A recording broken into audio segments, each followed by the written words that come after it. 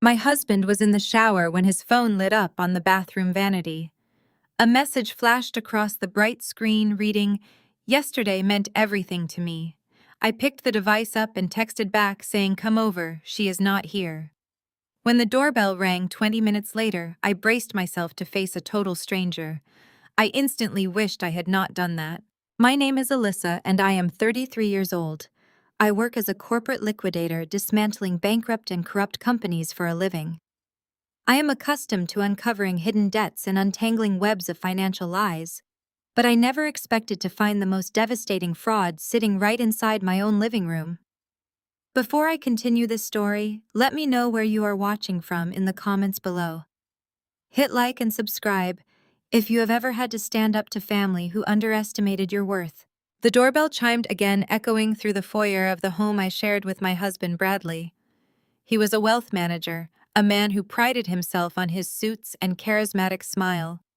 I marched to the door, my heart hammering against my ribs, fully expecting to confront some random woman he had met at a hotel bar.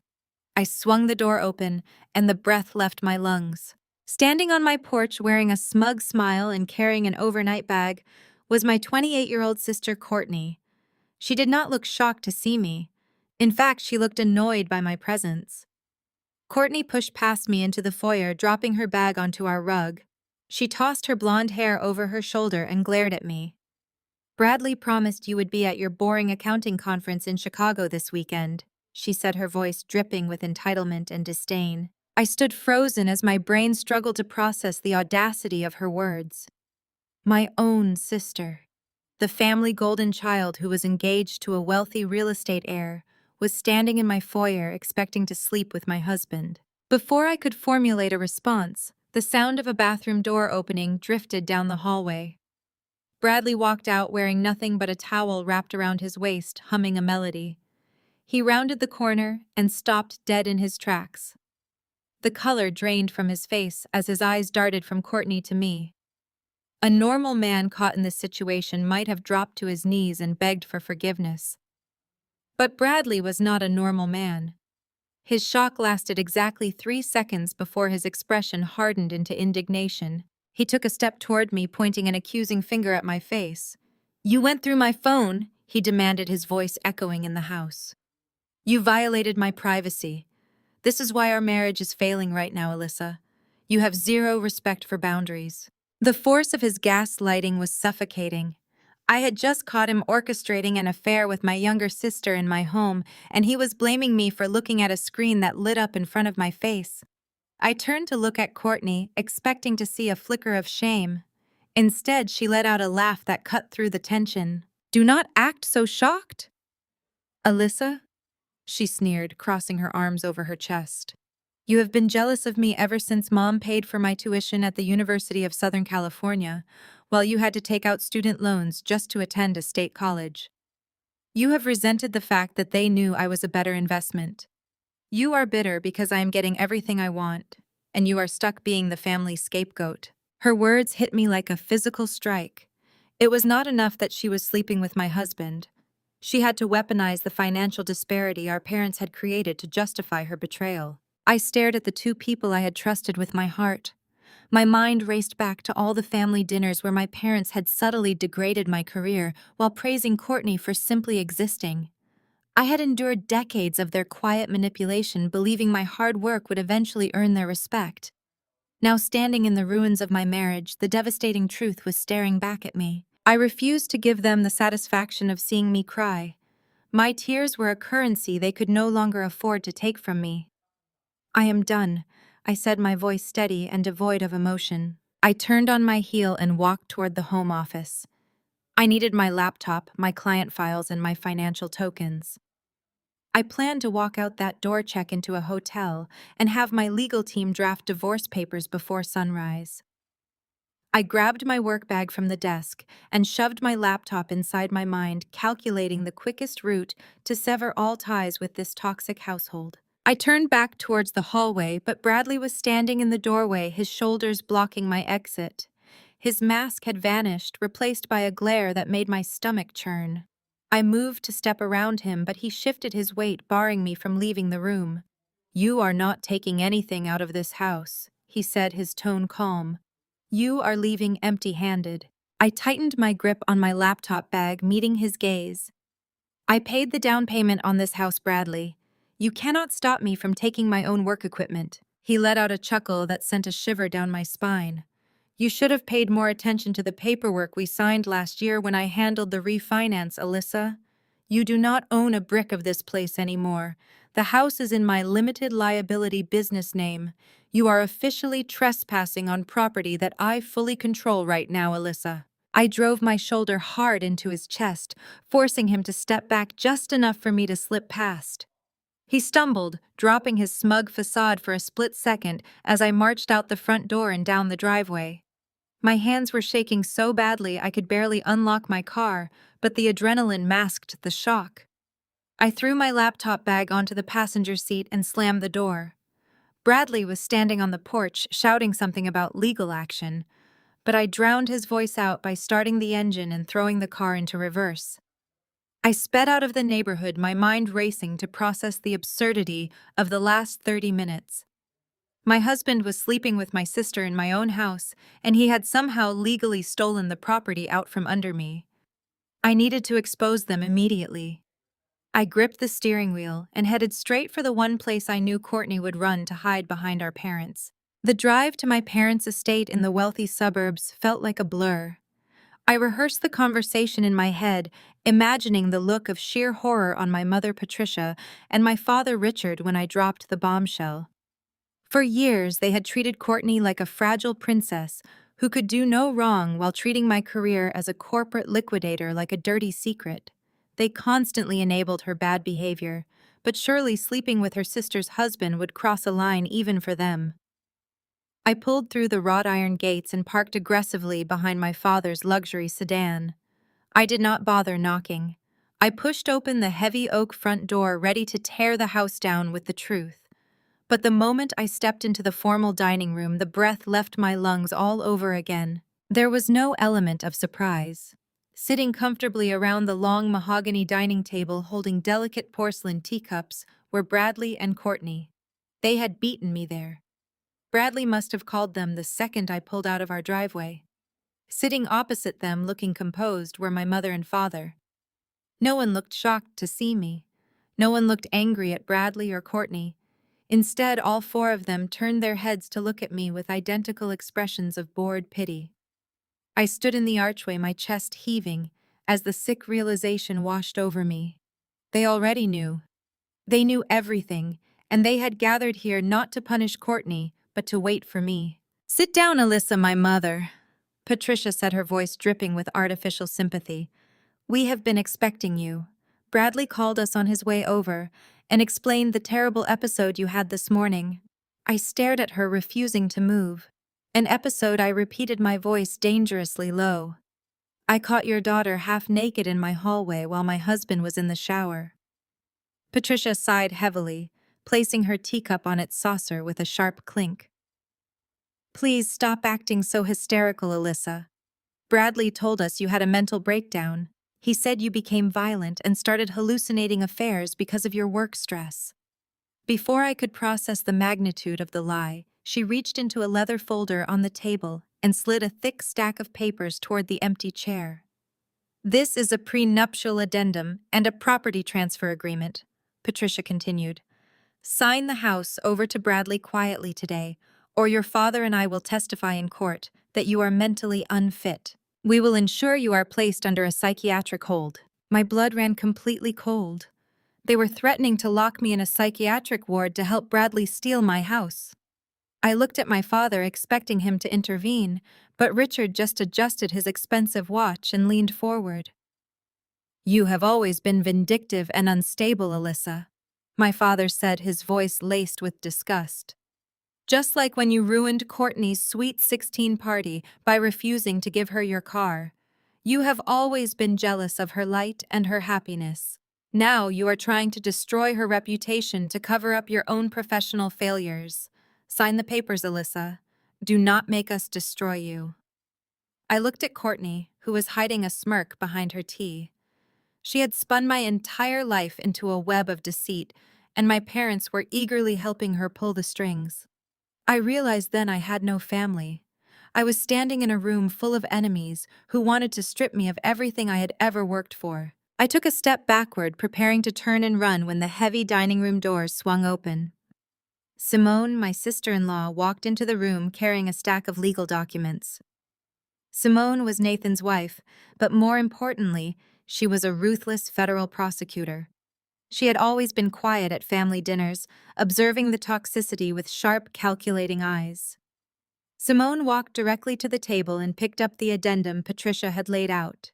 The room went dead silent. My parents feared Simone because she represented a level of federal authority they could not buy or manipulate. Simone flipped through the pages of the addendum, pretending to read the legal jargon. She walked over to where I was standing, holding the document up as if showing me where to sign. But as she stepped close, her body blocked my parents' view. With a swift, seamless motion, Simone slid a small, hard object into the pocket of my jacket. It was a flash drive. Simone looked me dead in the eyes, her expression completely blank, but her whisper was sharp and urgent. "Do not sign anything. Get out of here right now and look at the drive." I nodded once, turned my back on the people who shared my blood, and walked out the door. The neon sign of the motel buzzed loudly, casting a harsh red glow across the cracked pavement. I pulled my car into a spot near the back, keeping my head down as I grabbed my laptop bag from the passenger seat. The room I rented with the cash I kept in my glove compartment smelled of stale smoke and damp carpeting. I locked the flimsy door behind me and immediately set my laptop on the scratched laminate desk. My hands were still shaking slightly from the adrenaline of the dining room ambush, but I forced myself to focus. I reached into my jacket pocket and pulled out the small silver flash drive Simone had slipped to me. Simone never acted without calculated purpose. If she risked her federal career to give me this, it contained something explosive. I plugged the drive into the USB port and opened the single encrypted folder it held. The password prompt appeared. I typed in the name of Nathan and Simone's rescue dog, knowing Simone appreciated simple loyalty over complex codes. The folder unlocked. Dozens of spreadsheets and scanned bank documents populated the screen. I opened the first file and my breath caught in my throat. It was a joint offshore account registered in the Cayman Islands under Bradley's name and my sister Courtney's name. I scrolled frantically through the transaction history. Hundreds of thousands of dollars had been wired into this account over the past 14 months. I recognized the routing numbers immediately. They were from my own corporate liquidation firm. Bradley had not just been sleeping with my sister. He had been actively embezzling my stolen corporate profits. But the money did not just sit in the offshore account. It was being systematically funneled into a domestic fake organization called the Courtney Foundation. I did a quick background search on the charity. It was a shell company registered at a fake address, completely devoid of any actual charitable operations. Bradley was using a fake charity to wash my money and hand it directly to the woman who was trying to replace me. They were funding their extravagant lifestyle and her upcoming wedding using the money I earned dismantling corrupt businesses. The irony was sickening, but I did not have time to dwell on the emotional betrayal. I needed a shark of a defense attorney, and I needed one right now today. I pulled out my phone and dialed the night number for Robert Vance, the most ruthless corporate litigator in the city. When his answering service picked up, I requested an immediate retainer agreement be sent to my email. 5 minutes later, the digital contract arrived, requesting a $50,000 initial deposit. I pulled my Platinum business credit card from my wallet and typed the numbers into the payment portal. I hit submit and waited for the confirmation screen. The loading wheel spun for a few seconds before a stark red error message appeared. Transaction declined. Account frozen. I frowned and tried a different corporate card. Declined. I opened my banking app to check my balances, but my login credentials returned an error stating my access had been suspended due to suspicious activity. Panic began to claw at the edges of my rational mind. I called the 24-hour fraud department for my primary bank, pressing 0 repeatedly to reach a human representative. When a customer service agent finally answered, I demanded to know why my accounts were locked. The agent paused her typing audible through the speaker. "Mrs. Alyssa, your accounts were frozen 2 hours ago by your husband Bradley. He submitted a medical power of attorney along with an emergency psychiatric affidavit. He stated you are currently experiencing a severe manic episode and are a danger to your own financial well-being. The bank is legally obligated to freeze the assets until a judge reviews the medical hold." I gripped the edge of the desk, my knuckles turning white. Bradley had weaponized my parents' threat instantly. He forged a medical power of attorney to cut off my access to my own money before I could fight back. He knew I needed capital to hire legal representation, and he had orchestrated a flawless blockade.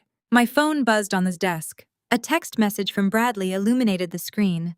"A wife's income belongs to her husband in this state, Alyssa. You should have read the fine print just like your father told you years ago." The memory of my father's smug voice flooded my mind. When I was 18, my father convinced me to sign over the rights to my college savings account. He promised to pay my tuition, but instead he used the money to bail out my brother Nathan's first failed business venture. When I confronted him, my father simply laughed and told me to read the fine print. Bradley was using the exact same playbook. He had slipped a broad financial control clause into our recent mortgage refinancing documents. I had trusted my husband to handle our personal real estate while I focused on my firm. That trust was now a weapon pressed against my throat. He was trying to suffocate me financially, hoping I would surrender the house and disappear. But I was not a naive teenager anymore. I was a corporate liquidator who dismantled corrupt men for a living. Another notification popped up on my laptop screen. It was an urgent email from my building manager. I clicked the subject line and felt the blood drain completely from my face. It was an immediate eviction notice for my entire executive suite. The attached letter stated that Bradley, acting as my legal financial proxy, had officially terminated my commercial lease. He was bringing in a moving crew at midnight to clear out my servers and physical files. Bradley was not just stealing my home and my money.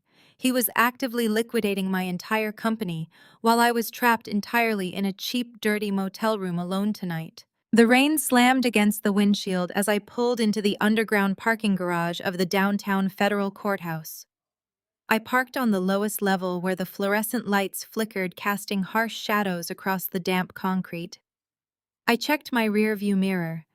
A black SUV pulled into the spot beside mine. The tinted window rolled down, revealing Simone. She wore a tailored suit and a look of absolute lethal determination. She gestured for me to get in. I grabbed my bag and slipped into her passenger seat. Simone did not waste time with pleasantries. She handed me a thick manila folder. "I watched Bradley raid your corporate accounts." Simone said, her voice tight with controlled rage. "But he is not the mastermind, Alyssa. He is just the banker. Open it." I flipped the folder open. Inside were wire transfer receipts bearing my brother Nathan's signature. Nathan was the tech genius of the family, the one my parents bragged about at country club dinners. According to these documents, his highly publicized app was completely bankrupt. To save face and keep up his billionaire lifestyle, Nathan partnered with Bradley. They used Courtney's fake charity to clean the funds Bradley was siphoning from my liquidation business, pumping them directly into Nathan's failing company. "My own brother," I whispered, staring at the signatures. "They are all in on it." "Every single one of them," Simone replied, gripping the steering wheel. Nathan thought I was a naive lawyer who would look the other way while he played Silicon Valley hotshot. He forgot I am an assistant United States attorney. I prosecute financial syndicates for a living. I track dirty money in my sleep. I shook my head, feeling the crushing weight of my reality. "It does not matter what we know, Simone." Bradley froze everything. He submitted a fraudulent psychiatric hold to my bank. My business cards are blocked. I cannot afford the retainer for Robert Vance to fight the eviction notice Bradley served me tonight. They have completely suffocated me. Simone turned to me, a cold smile spreading across her face. "Do you think I would invite you here without a weapon, Alyssa?" She reached into the back seat and pulled out her Federal Issue laptop. She opened it and typed rapidly. Your father, Richard, was a state judge. He thinks that makes him a god in this city. He thinks he can manipulate branch managers into locking your life away without due process. But federal oversight supersedes state-level bullying. I filed an emergency ex parte motion with a federal judge 30 minutes ago. I cited reasonable suspicion of interstate wire fraud regarding your business accounts. The judge granted a temporary stay on the freeze for legal defense allocation. Simone hit the enter key and turned the screen. Your primary business account just unlocked, Alyssa. Transfer exactly $50,000 to Robert Vance right now. Secure your representation before Bradley gets an alert and tries to counter-file. My hands shook as I pulled my phone out, accessing my banking app. The bold red error message was gone. I initiated the wire transfer to the law firm and watched the confirmation screen flash green. A surge of power rushed through my veins. I looked at Simone, completely stunned by her calculated brilliance. "Why are you doing this?" I asked. "You are risking your federal career, your security clearance, and your marriage to help me." Simone slammed her laptop shut. "My marriage has been dead since the day of my wedding." She turned fully toward me, her eyes blazing with a fury I had never seen before. "Do you remember my wedding day, Alyssa? Do you remember when your mother, Patricia, pulled the photographer aside? She gave him a written list of approved relatives to photograph. She deliberately excluded my dark-skinned aunts and uncles because they did not fit the pristine country club aesthetic she wanted to show off to her friends. Nathan knew and said nothing to defend me. I felt sick remembering the tension that day. But Simone was not finished. That was just the social humiliation. She continued, her voice dropping to a dangerous whisper. 6 months ago, I applied for a senior position at the Department of Justice. My background check flagged a massive discrepancy. Someone had opened 3 shadow credit cards using my social security number and defaulted on all of them. My credit score was tanked. My security clearance was nearly revoked. I traced the IP addresses used to open those accounts. They trace straight back to your father's home office. Richard tried to destroy my federal career because he despised having a black daughter-in-law who refused to be controlled. He thought he could break my independence and force me to rely on Nathan. Simone unlocked her center console and pulled out a sleek silver pen. "I am filing for divorce in the morning," Simone declared. "I am handing the financial fraud evidence to the FBI Cybercrimes Division. Let us burn them all down, Alyssa, every last one of them." I nodded, feeling the fear evaporate. "We bring them down together," I said. Simone let out a sharp breath. "Before we go to war, you need to know one more thing. Courtney is not acting out of greed or a desire to ruin your marriage. She has a much bigger motive to force you out of the picture immediately." Simone reached into her blazer pocket and pulled out a folded piece of paper. She handed it to me. I unfolded it under the dim dome light of the car. It was a medical laboratory report stamped with the logo of the private clinic where Courtney received her concierge health care. I scanned the lines of text, my eyes stopping on the final highlighted result. My stomach plummeted as the sheer magnitude of Courtney's betrayal finally clicked into place. "Courtney is not just sleeping with your husband, Simone," said her voice deadpan. "She is exactly 6 weeks pregnant." The medical report felt heavier than a loaded weapon. 6 weeks pregnant. My sister was carrying my husband's child. The betrayal burned away my grief, leaving only cold, pure rage. Simone had given me the ammunition, and I knew exactly where to detonate it. Today was Courtney's engagement brunch to Julian Vance, a real estate heir, whose family owned half the city. The event was at the elite Oakwood Country Club, a fortress of old money. I bypassed the valet, parking my car myself and walking straight toward the grand mahogany doors. The maitre d' tried to intercept me, but I pushed past him. The sunlit solarium was breathtakingly extravagant. Crystal chandeliers caught the light over tables draped in imported silk. A string quartet played softly, masking the hum of wealthy elites networking over mimosas. At the center, sitting on a raised dais, was the head table. Courtney sat there, radiating innocent joy in a custom white lace dress. Julian sat beside her, looking like the perfect groom. My parents flanked them, beaming with pride. They were celebrating a union built entirely on my stolen money and my sister's sociopathic lies. I navigated the maze of tables. Conversations ground to a halt. I was not dressed for a country club brunch. I wore the same clothes I had slept in at the cheap motel, my hair pulled back, my face devoid of makeup. But I held my head high. In my right hand, I tightly gripped a delicate white gift box tied with a silk ribbon. Inside was a silver pacifier and the ultrasound printout Simone had secured. My father Richard saw me first. The color drained from his face. He half stood, reaching out to signal security, but I was already at the table. Courtney looked up, her fake smile faltering for a fraction of a second. "Alyssa, you made it," Courtney said, her voice projecting across the silent room so Julian's family could hear her graciousness. "We were so worried about you." I ignored her entirely and turned my attention to Julian. He looked confused, but offered a polite nod. "Julian," I said, my voice carrying clearly over the soft music of the string quartet. "I know my invitation was lost in the mail, but I could not let this joyous occasion pass without bringing a special gift." I placed the white silk box directly on his gold-rimmed charger plate. Julian looked at Courtney, then back at me. He reached out, untied the ribbon, and lifted the lid. The silver pacifier gleamed under the chandeliers. Julian frowned, pulling out the folded piece of paper beneath it. He opened it. It was the medical report and the clear black and white printout of the ultrasound. "What is this?" Julian asked, his voice tight with confusion. I looked dead into his eyes and smiled. "Congratulations on the baby, Julian," I announced, making sure every single word echoed through the solarium. "I hope it looks exactly like my husband." The silence that followed was absolute. Julian dropped the paper onto the table as if it had burned his fingers.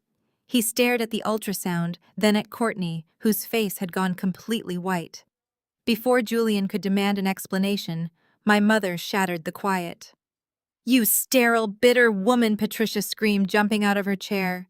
The sheer venom in her voice caused several guests at nearby tables to gasp aloud. She marched around the table, pointing a manicured finger inches from my face. "Just because your IVF failed miserably does not mean you get to ruin your sister's blessing." The cruelty of her words hit me like a physical strike. Patricia knew exactly how many rounds of painful injections I had endured. She knew how many nights I had cried on my bathroom floor, mourning the children I could not carry. Now she was weaponizing my deepest trauma in front of a room full of high society strangers to protect Courtney's lies. "You are trying to destroy her happiness because you could not keep a man and you cannot give him a family." Patricia continued, her voice ringing off the glass walls. "You have been jealous of her fertility since the day the doctors told you that you were broken. You are a complete failure, Alyssa." I did not flinch. I turned back to Julian, pointing at the paper on his plate. "Check the dates, Julian. 6 weeks pregnant. Ask her where she was the weekend of your family trip to Aspen." She was in my bed with Bradley, but Courtney was already moving. She did not cower. She did not act ashamed. Instead, she burst into loud, uncontrollable sobs, burying her face in her hands. Julian immediately wrapped his arms around her, glaring at me with raw hostility. She reached into her designer clutch and pulled out a folded document bearing the letterhead of a prominent psychiatric clinic. "I am so sorry," Julian. Courtney wept, clinging to his jacket. "I tried to protect her. Bradley warned me she was becoming dangerous." She thrust the document onto the table. "It was a fabricated clinical report. She has been stalking Bradley's fertility clinic," Courtney cried, her voice shaking with perfect theatrical terror. "She is completely delusional. She forged this ultrasound because she is obsessed with having his baby." Julian's expression hardened from confusion to sheer disgust. He pulled Courtney closer, shielding her from me. "You need to leave right now," Julian demanded, his voice echoing with absolute authority. "You are deeply unwell, and you are scaring my fiancé." I stared at the forged clinical report, realizing the depth of their preparation. They had anticipated my every move. They had built a wall of fake psychiatric evidence to discredit any truth I brought forward. I opened my mouth to defend myself to tell Julian to call the clinic himself, but heavy footsteps approached from behind. Two large security guards in dark suits grabbed my arms, roughly pulling me away from the table. The country club security guards released my arms the moment my boots hit the scorching asphalt. They blocked the mahogany doors I had just been dragged through. I straightened my jacket, refusing to stumble. Inside the solarium, my sister was soaking up the sympathy of a billionaire heir, playing the terrified victim of a deranged sibling. My parents were undoubtedly spinning my failed IVF treatments into a tale of obsessive jealousy. I walked to my car with my jaw locked tight. Crashing the brunch was a risk, but I needed Julian to see the pacifier and the ultrasound. I needed to plant doubt, but Courtney had outplayed me with that forged psychiatric report. Bradley and my parents had armored her in legal fabrications. I drove back to the cheap motel on the edge of town. The adrenaline from the brunch was fading. I walked toward my room, ready to call Robert Vance. A man in a windbreaker was leaning against my motel room door. He looked up at my face. He stepped forward, holding a thick manila envelope. "Alyssa Preston?" he asked. I stopped. "Yes," I said. He shoved the envelope against my chest and walked away. "You have been served," he called over his shoulder. I unlocked my door and tossed the envelope onto the desk. I ripped it open and pulled out the legal documents. The bold black letters made my stomach churn. Temporary restraining order. I flipped to the second page. The order had been filed by my parents acting as advocates for Courtney. The affidavit attached to the order was a masterpiece of legal fiction. It claimed I had suffered a psychological break following my job stress and infertility struggles. It stated I was violently obsessed with my sister's pregnancy and posed an immediate physical threat to her and her unborn child. A local judge had signed it, granting emergency protection. But the true devastation was hidden in the third section of the document. The geographic restrictions. I was legally barred from coming within 500 feet of Courtney's primary residence, her vehicle, and her place of employment. I read the listed place of employment 3 times, my vision blurring with rage. Bradley had officially named Courtney as the new vice president of operations at my corporate liquidation firm. He had moved her into my executive suite. They had used my father's connections to secure a restraining order that effectively banned me from entering my own company building under the guise of protecting a pregnant woman. If I stepped foot near my own server's client files or employees, I would be immediately arrested for violating a court order. They had locked me out of my finances, and now they had locked me out of my physical business. My cell phone vibrated on the desk. The caller ID displayed my father's name. I swiped the screen and brought the phone to my ear, remaining completely silent. The line crackled faintly before Richard spoke. His voice was smooth, calm, and dripping with absolute authority. "I assume the process server found you at that depressing little motel, Alyssa," he said. I stared at the peeling wallpaper, taking a slow breath. "You moved her into my office," I stated, my voice deadly quiet. "You gave her my company." My father let out a chuckle. "We gave her a safe working environment away from a volatile threat. The law protects the vulnerable, Alyssa. You should know this by now." I gripped the phone tighter. "This is fraud, Richard. You and Bradley are using her fake position to funnel my liquidation profits into Nathan's bankrupt app. Do you think a restraining order will stop me from exposing an embezzlement ring? You are going to expose nothing," my father replied, his tone shifting to razor sharp. "You are a mentally unstable woman sitting in a motel room with frozen assets and a restraining order. You are just a corporate auditor, Alyssa. I was a state judge for 20 years. I play golf with the magistrate who signed that order. I own the district attorney. I own this town. If you try to walk into a police station with your wild conspiracy theories about offshore accounts and fake charities, they will call the psychiatric ward and have you committed before you finish your sentence. Sign the property transfer for the house and walk away. It is the only option you have left." He disconnected the call, leaving me listening to the dead air. I lowered the phone and looked at the stack of legal documents on the desk. Richard was right about one thing. He owned the local jurisdiction.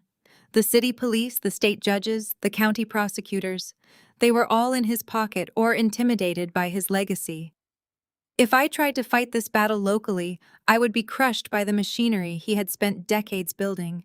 I could not use the local authorities to reclaim my business or my home. I needed to bypass his entire kingdom. I needed a power that did not care about a retired state judge. I opened my laptop and pulled up the encrypted folder Simone had given me.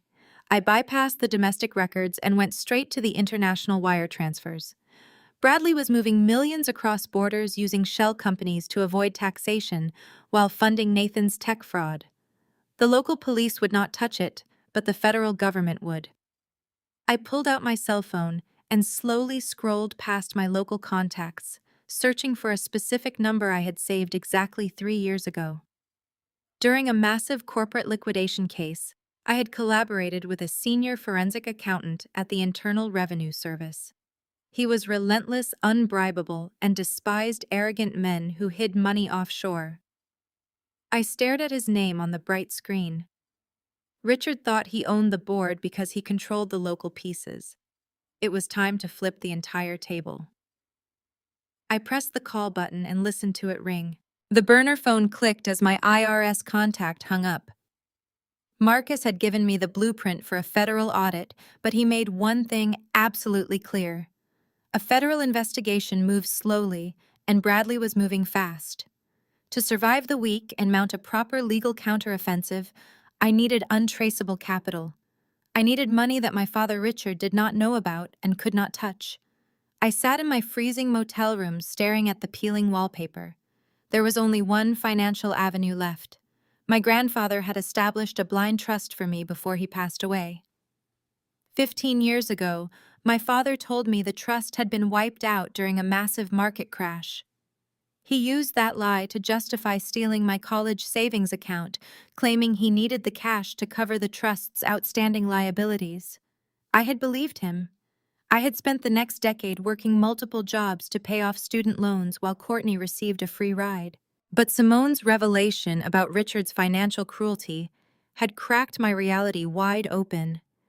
If my father could destroy his own daughter-in-law's credit score out of pure spite, he was entirely capable of lying about a supposedly bankrupt trust. I hastily packed my overnight bag and drove straight down the interstate to Delaware. The private archival facility holding my late grandfather's records was a brutalist concrete building, completely devoid of any exterior windows. It served as a high-security repository for old money estates and blind trusts. I walked through the sliding glass doors and approached the front desk. The archivist was a severe-looking woman with a tight bun and wire-rimmed glasses. I handed over my driver's license and requested the files for the Theodore Preston Blind Trust. She typed my name into her archaic computer system. The rhythmic clacking of her keyboard felt unnervingly loud in the silent lobby. She stopped typing and pushed her glasses up the bridge of her nose. "Access denied," she stated flatly. "The file is sealed." I leaned forward, resting my hands on the cold marble counter. "I am the primary beneficiary of that trust. I have a legal right to review those documents." The archivist did not even blink. "According to our system, your father, Richard Preston, is the sole executor.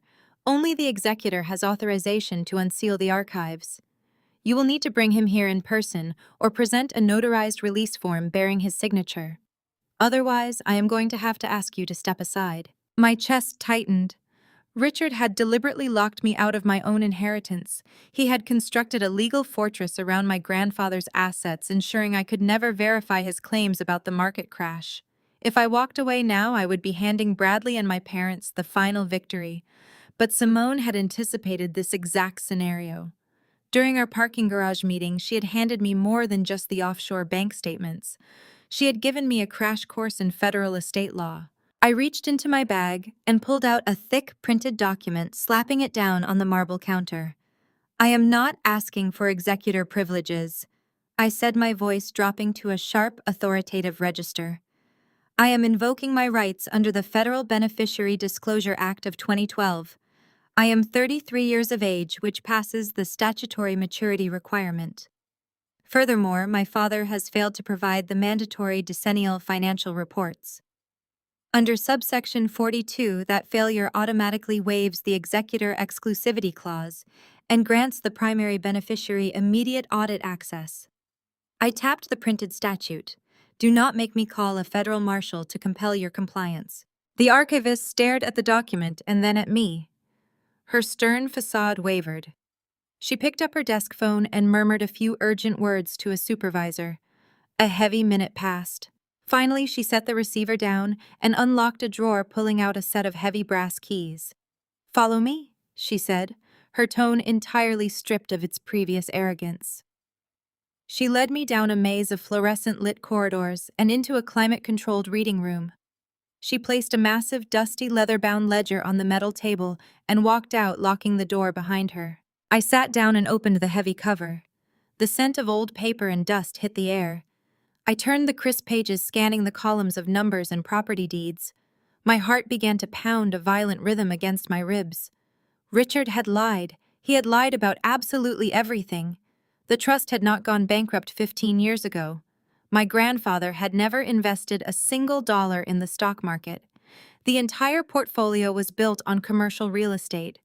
My father had stolen my college fund not to pay off liabilities, but simply because he wanted the cash for his own ventures. He had maliciously locked this detailed financial ledger away in the dark and ruthlessly told me I had absolutely nothing left to my name. But the assets were all still here. The properties had been sitting untouched, appreciating in value for 2 solid decades. I was not destitute. I possessed a staggering fortune. I traced my finger down the list of commercial addresses, marveling at the sheer scope of the holdings. There were warehouses downtown, luxury retail spaces in the shopping district, and high-rise office buildings in the financial sector. I flipped to the final page of the property annex and stopped dead. My breath caught in my throat. I read the final address 3 times to make sure my eyes were not deceiving me. It was a premium commercial address in the heart of the city's most expensive district. It was the exact building where Bradley operated his elite wealth management firm. Bradley was currently operating his entire fraudulent financial empire inside a secure commercial building that I legally and fully owned. I was his direct landlord. The mediation room at Vance & Associates smelled of polished mahogany and expensive arrogance. I sat across the sprawling conference table, my shoulders slumped forward, my hands trembling just enough to sell the performance. I had deliberately worn the same wrinkled blouse from the motel. I let dark circles shadow my eyes. Across from me sat my father Richard and my husband Bradley.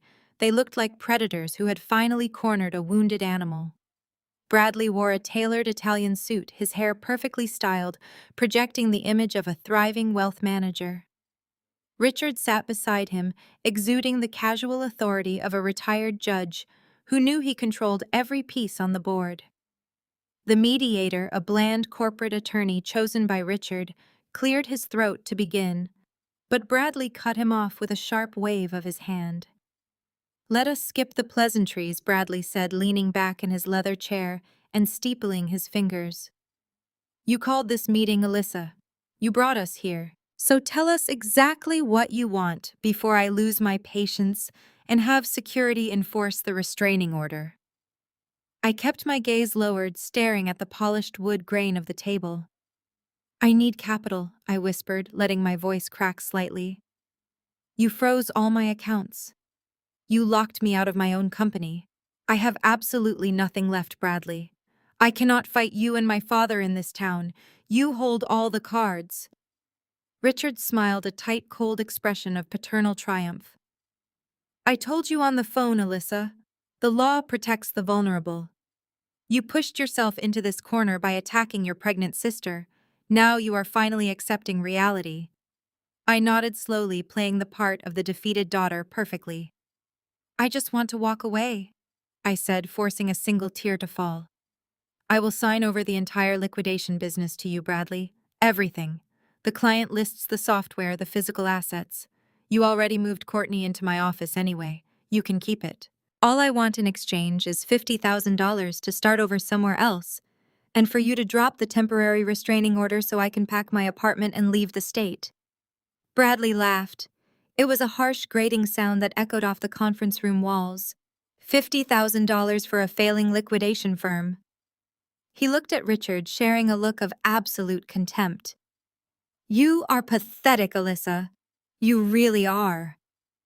I sat silently absorbing the verbal abuse, feeding it into my performance. Bradley leaned across the table, his eyes locking onto mine with sheer malice. You always give up when it gets too hard. It is why you are a liquidator, not a creator. You just pick at the bones of other people's failures because you never had the stomach to build anything yourself. Nathan built a massive tech empire from scratch. I built an incredibly lucrative wealth management firm with my own bare hands. Even Courtney is building a family and securing our legacy. You just clean up our leftover messes, and the second you face a real challenge, you completely fold like the coward you truly are. My own father nodded slowly in absolute agreement, his cold eyes completely devoid of any remaining paternal warmth or sympathy. We will happily give you the $50,000, Alyssa. Consider it a final pathetic act of charity from the very family you so bitterly tried to destroy out of pure spite. But we are not just taking the company and dropping the order. You are going to sign a comprehensive non-disclosure agreement. You will never speak of Courtney's pregnancy, my financial affairs, or Bradley's business practices to anyone ever again. If you violate the NDA, you forfeit the money, and we will ruin you permanently. I let out a jagged breath, acting perfectly cornered. Fine, I said, my voice barely audible. Just give me the paperwork. I brought my own transfer agreement to expedite the process. I slid a thick stack of legal documents across the table. I drew it up this morning. It transfers full executive control and all corporate liability of Preston Liquidations directly to you, Bradley. Just sign it and cut the check. Bradley snatched the documents, pulling a gold-plated pen from his breast pocket. He did not bother to read the dense legal text. He was too blinded by his own ego, too eager to finalize my destruction. He flipped directly to the last page. Richard watched with satisfied approval. They both thought they had completely broken me.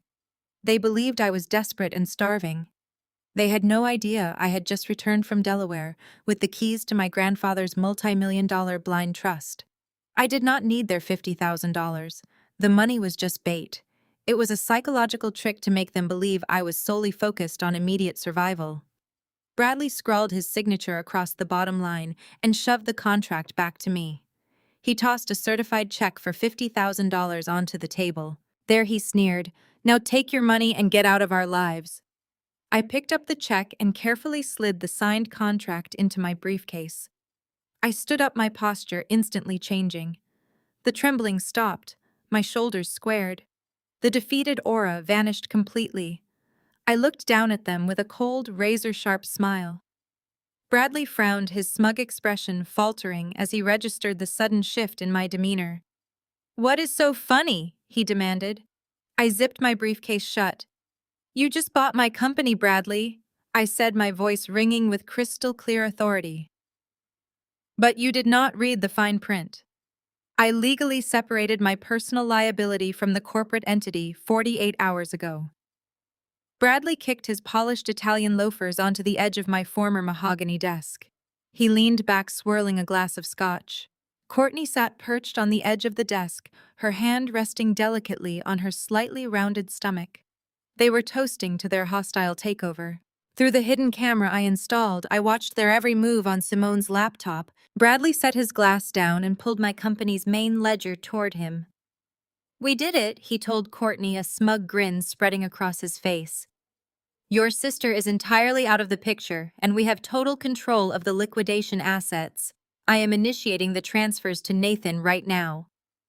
Courtney clapped her hands together, a sharp and delighted sound. "Finally," she said. "Daddy was worried Nathan's app would go under before the end of the fiscal quarter. Now we can cover the deficit, and Julian will never know how close we came to total bankruptcy before the wedding." Bradley's fingers danced across his keyboard. He logged into the primary corporate accounts right away, believing he had struck a gold mine. He did not realize the $5 million in toxic commercial debt was already wrapping around his neck like a steel wire. He thought the debt was a standard liability. He could easily restructure or hide. He was wrong. The lease was ironclad, tied directly to the executive transfer he had so eagerly signed. By moving assets, he accelerated the default clauses. I sat beside Simone in a windowless room we rented downtown. Simone's fingers flew across her own glowing keyboard, intercepting the data packets Bradley was carelessly transmitting. He is moving fast. Simone noted, her eyes fixed on the cascading lines of code. He is liquidating your reserves and funneling them through 3 shell companies in Nevada and Delaware. He thinks he is masking the origin of the funds. I watched the screen, my heart pounding against my ribs. He is crossing state lines, I said. Simone nodded, a predatory smile touching her lips. Exactly. Interstate wire fraud triggers federal jurisdiction. The second those funds hit the Nevada shell account, he committed a mandatory minimum felony. He is hanging himself, Alyssa. We just have to let him kick. My cell phone lit up on the table. It was a notification from the primary family group chat. I had not been removed yet. I swiped the screen open to a message from my mother, Patricia. So glad the toxic element is finally gone, Patricia wrote, attaching a photo of Courtney and Julian smiling at the country club. Now Bradley and Courtney can raise the baby in peace. We survived her jealousy. I stared at the words. A year ago, that cruel message would have broken me. But sitting in that cold room, armed with the undeniable truth of their financial and emotional corruption, the message elicited absolutely nothing. The toxic element was not me. I was the immune system finally fighting back. I set the phone face down and turned my complete attention back to Simone's monitors. Bradley was getting greedy. Through the camera feed, we watched him pull up a secondary interface. He was not just transferring the liquidation reserves to Nathan. He was actively leveraging his own clients' portfolios, using his wealth management access to draw unauthorized margins against their accounts. He was blending stolen corporate funds with embezzled client money, desperately trying to cover the massive crater in Nathan's tech company, while simultaneously battling the sudden margin calls from the toxic debt he had just inherited from me. He is sweating, Simone observed. The camera caught Bradley wiping his forehead with the back of his sleeve. He realizes the liquidation accounts are locked by the commercial lease covenants. He is trying to force a bypass. He cannot bypass it, I stated, my voice cold. The grandfather's trust owns the land his firm sits on. I initiated a lock on his physical servers the moment he signed the mediation agreement. He is hitting a digital brick wall, so he is stealing from his own elite clients to make up the difference. We watched the transfer bars on Simone's screen inch toward completion. 10%, 50%, 90%. The red bar turned solid green. The interstate wire transfer was complete. Bradley had officially stolen $3 million and wired it across state lines. He slumped back in his chair on the video feed, exhaling a massive sigh of relief. He reached out and pulled Courtney into a kiss. They thought they had survived. Suddenly, a blaring alarm shattered the quiet of our room. The screen on Simone's laptop flashed a violent crimson red. The command prompt interface was overridden by a massive federal warning banner. Simone slammed her hands onto the keyboard, her eyes going wide with absolute shock. She typed furiously, trying to isolate the source of the alert. What is it? I demanded, leaning over her shoulder. Did Richard detect the monitoring software? Is he deploying local police? Simone did not answer immediately. Her face had gone completely pale. She stared at the routing numbers Bradley had just used to siphon the client funds. She traced the offshore account origin. Alyssa, Simone said, her voice dropping to a terrified whisper. This is not a local alert. This is a federal subpoena alert, triggered directly by the Treasury Department. I looked at the flashing red screen. What did he do, Simone? Simone swallowed hard. He did not just steal money from wealthy local clients. He was managing a shadow account. He just pulled $2 million from a Cayman Islands offshore trust to cover Nathan's deficit. I just ran the routing numbers through the federal database. That account does not belong to a legitimate businessman. Who does it belong to? I asked, my blood turning to ice. Simone looked at me, sheer terror in her eyes. It belongs to the Sinaloa cartel. Bradley just embezzled cartel money to pay off your brother's tech debt.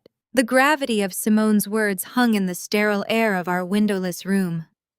Bradley had crossed a line that not even Richard's high-powered legal connections could erase. Embezzling from a federal entity was a white-collar crime, but stealing $2 million from a cartel-backed offshore account was a death sentence. The Sinaloa cartel did not send lawyers with cease and desist orders. They sent hitmen to enforce their own brutal brand of debt collection. If Bradley somehow managed to avoid federal prison, he would inevitably face a much darker and far more violent reckoning. I stared at the flashing red federal subpoena alert on the monitor, feeling a terrifying mix of vindication and absolute dread. If the federal government was already tracking the wire transfers, they would eventually freeze every single asset connected to Bradley. That included my former marital home in the suburbs. Bradley had illegally changed the locks and installed Courtney there while I was dealing with the IRS audit. If the feds seized that property, I would lose my home forever. I told Simone to mask our IP address and disconnect from Bradley's network immediately.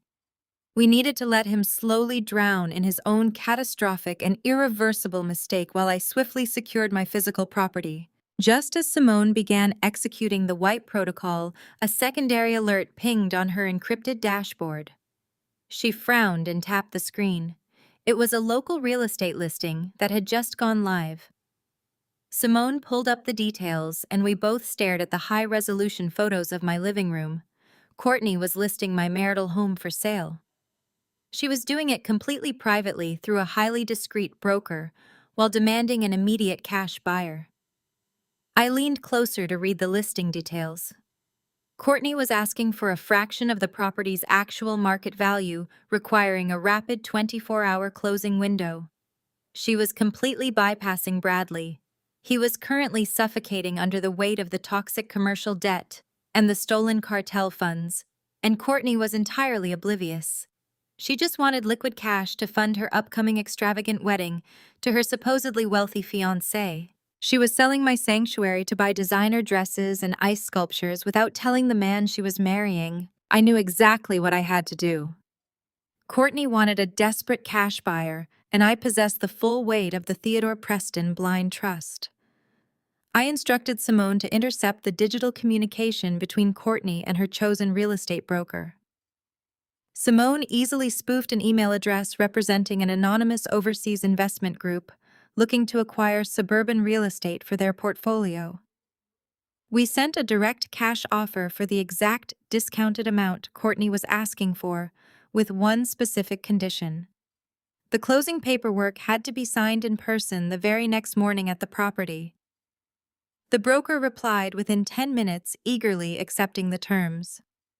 Courtney was so blinded by her own greed and so desperate to secure her wedding funds before Bradley noticed the missing deed that she completely bypassed standard appraisal protocols. She happily instructed the broker to prepare the immediate transfer documents today. The following morning, I sat in a rented sedan parked half a block away from my own driveway. Simone sat in the passenger seat, holding a directional audio receiver, pointed straight at the open front door. We listened clearly as the real estate broker walked through the foyer with Courtney. I heard the sharp click of my sister's designer heels against the hardwood floors I had painstakingly restored myself. The broker politely complimented the architectural molding, but Courtney scoffed loudly. She waved her hand dismissively. "Do not pretend it looks good," she told the broker, her voice echoing through the empty hallway. "My sister had zero taste. She bought this house with my husband's money anyway. It is honestly a relief to get rid of this suburban prison. Just make sure the wire transfer hits my personal account by noon. I need to pay the deposits for the country club reception, and Bradley is being completely useless about liquidity right now." I gripped the steering wheel, my knuckles turning white. Courtney had stolen my husband, orchestrated my financial ruin, and was now casually selling my home to throw a party celebrating my destruction. But she was severely underestimating the absolute ruthlessness of my calculated retaliation. I was taking everything back today. The broker handed her the thick stack of closing documents. Simone had hacked the broker's system late last night, modifying the final contract. The purchase agreement was registered under a subsidiary shell corporation legally controlled entirely by my grandfather's trust. But more importantly, I had embedded a highly specific and brutal eviction clause buried deep within the standard property transfer jargon. The clause stated that upon the immediate execution of the deed, transfer all current occupants waived their standard 30-day tenancy rights and agreed to a 0-hour eviction notice. Through the audio receiver, I heard the crisp rustle of heavy paper. The broker asked Courtney if she wanted to have her legal counsel review the final stipulations before signing. Courtney laughed a sharp, condescending sound that grated against my ears. "I am marrying a wealth manager," she boasted arrogantly. "I do not need another lawyer telling me how to handle basic asset liquidation. Just give me the pen." I held my breath, staring intently at the expansive front porch. An agonizing minute later, the heavy mahogany door finally swung shut with a loud, definitive thud. The broker walked out carrying the leather-bound portfolio containing the signed documents. He gave a subtle thumbs up toward our parked car. Courtney had not bothered to read a single line of the fine print. She had just signed the deed transfer, permanently signing away the property and unknowingly transferring the house directly into my absolute control. My revenge was finally falling into place, and she would be entirely homeless by sunset. I leaned back against the leather seat of our rented sedan, exhaling a long breath. Simone was staring intently at her laptop screen. Her fingers tapped a rhythmic beat against the keyboard. She had maintained her backdoor access to the broker's cloud server to ensure the digital transfer cleared without any red flags. Instead, she found something completely unrelated and incredibly damning. "Look at this routing data," Simone murmured, her brow furrowing in deep concentration. To expedite the closing, Courtney uploaded her financial disclosure forms. She linked her primary credit accounts to prove liquidity to the broker. Simone highlighted a recurring monthly charge of $15,000. "It is a premium retainer fee for the Sterling Concierge Medical Group. They specialize in high-profile discreet maternity care." I closely examined the itemized billing statements. Courtney had carelessly uploaded the entire PDF portfolio, including the unredacted medical annex. I scrolled down to the clinical notes and stopped dead. The gestational timeline was completely wrong. Courtney had proudly announced her pregnancy to the family during our explosive Thanksgiving dinner, claiming she was exactly 8 weeks along. Bradley had wept tears of joy, believing he was securing his legacy. But the official ultrasound, dating from the Sterling Clinic, placed her conception window 3 full months earlier. She was not in her second trimester. She was entering her third. The timeline did not align with Bradley, and it certainly did not align with Julian, her supposedly wealthy fiancé. I needed absolute concrete proof. I contacted Vance, a ruthless private investigator who specialized in corporate espionage. I transferred a $50,000 retainer directly from my grandfather's blind trust to Vance's encrypted account. I gave him a single directive. I told him to track every single movement, every phone call, and every medical appointment Courtney had made over the last 8 months. I wanted the absolute truth about the child she was carrying. 48 hours later, Vance met me in the dimly lit back booth of a downtown diner. He did not bother with pleasantries. He slid a thick, heavy manila envelope across the sticky table. "Your sister is running the most audacious extortion racket I have ever seen," Vance stated flatly, taking a sip of black coffee. "She is not just lying to your ex-husband. She is actively milking 3 different men for massive financial payouts." I opened the dossier and began flipping through the glossy surveillance photographs and intercepted email transcripts. The evidence was staggering. Courtney had cultivated 3 entirely separate fictitious lives. She was demanding liquid cash from Julian to fund a lavish destination wedding that she continuously delayed. She was actively manipulating Bradley into embezzling millions of dollars by convincing him this child was his rightful heir. But the most lucrative target was the actual biological father. The DNA results Vance procured from a discarded medical swab proved the child belonged to Elias Thorne. Elias was Nathan's senior business partner, the primary venture capitalist, funding my brother's failing tech empire. Courtney was quietly extorting Elias for $50,000 a month, threatening to expose the affair and destroy his marriage if he did not pay up. I stared at the photographs of Courtney secretly meeting Elias in underground parking garages. A cold wave of recognition washed over me. I was not shocked. I had seen this exact sociopathic triangulation before. When we were seniors in high school, Courtney had ruthlessly set her sights on becoming valedictorian. She did not have the grades to beat her only academic rival, a quiet, brilliant girl named Sarah. So Courtney stole the master copy of the AP Calculus final exam from the faculty lounge. She did not just use the stolen exam to secure a perfect score for herself. She deliberately planted the master copy inside Sarah's locker and then tearfully went to the principal claiming she had witnessed the theft. Courtney played the devastated whistleblower perfectly. She watched with a serene, satisfied smile as Sarah was expelled and stripped of all her academic honors. Courtney took the valedictorian crown by building a fortress of lies and framing an innocent victim. She was executing the exact same blueprint now, just with higher stakes and deadlier consequences. She had weaponized this pregnancy to secure a multi-million-dollar payout from 3 different angles. But she had made a fatal miscalculation. She had left a digital trail, and she had underestimated my capacity for absolute destruction. I paid Vance his remaining fee and drove straight to the windowless room I shared with Simone. I dropped the dossier onto the desk. "We are going to blow her entire world apart," I announced. Simone grinned and cracked her knuckles. She immediately hacked into the secure internal network at Vance and Associates. Bradley was currently standing in the center of his glass-walled bullpen, surrounded by his elite team of wealth managers. Through our remote access to the security cameras, we watched him pacing frantically. He was sweating profusely, barking desperate orders at his staff, trying to plug the gaping hole in his accounts before the cartel realized their money was missing. He was clinging to the illusion of his impending fatherhood as his only remaining lifeline.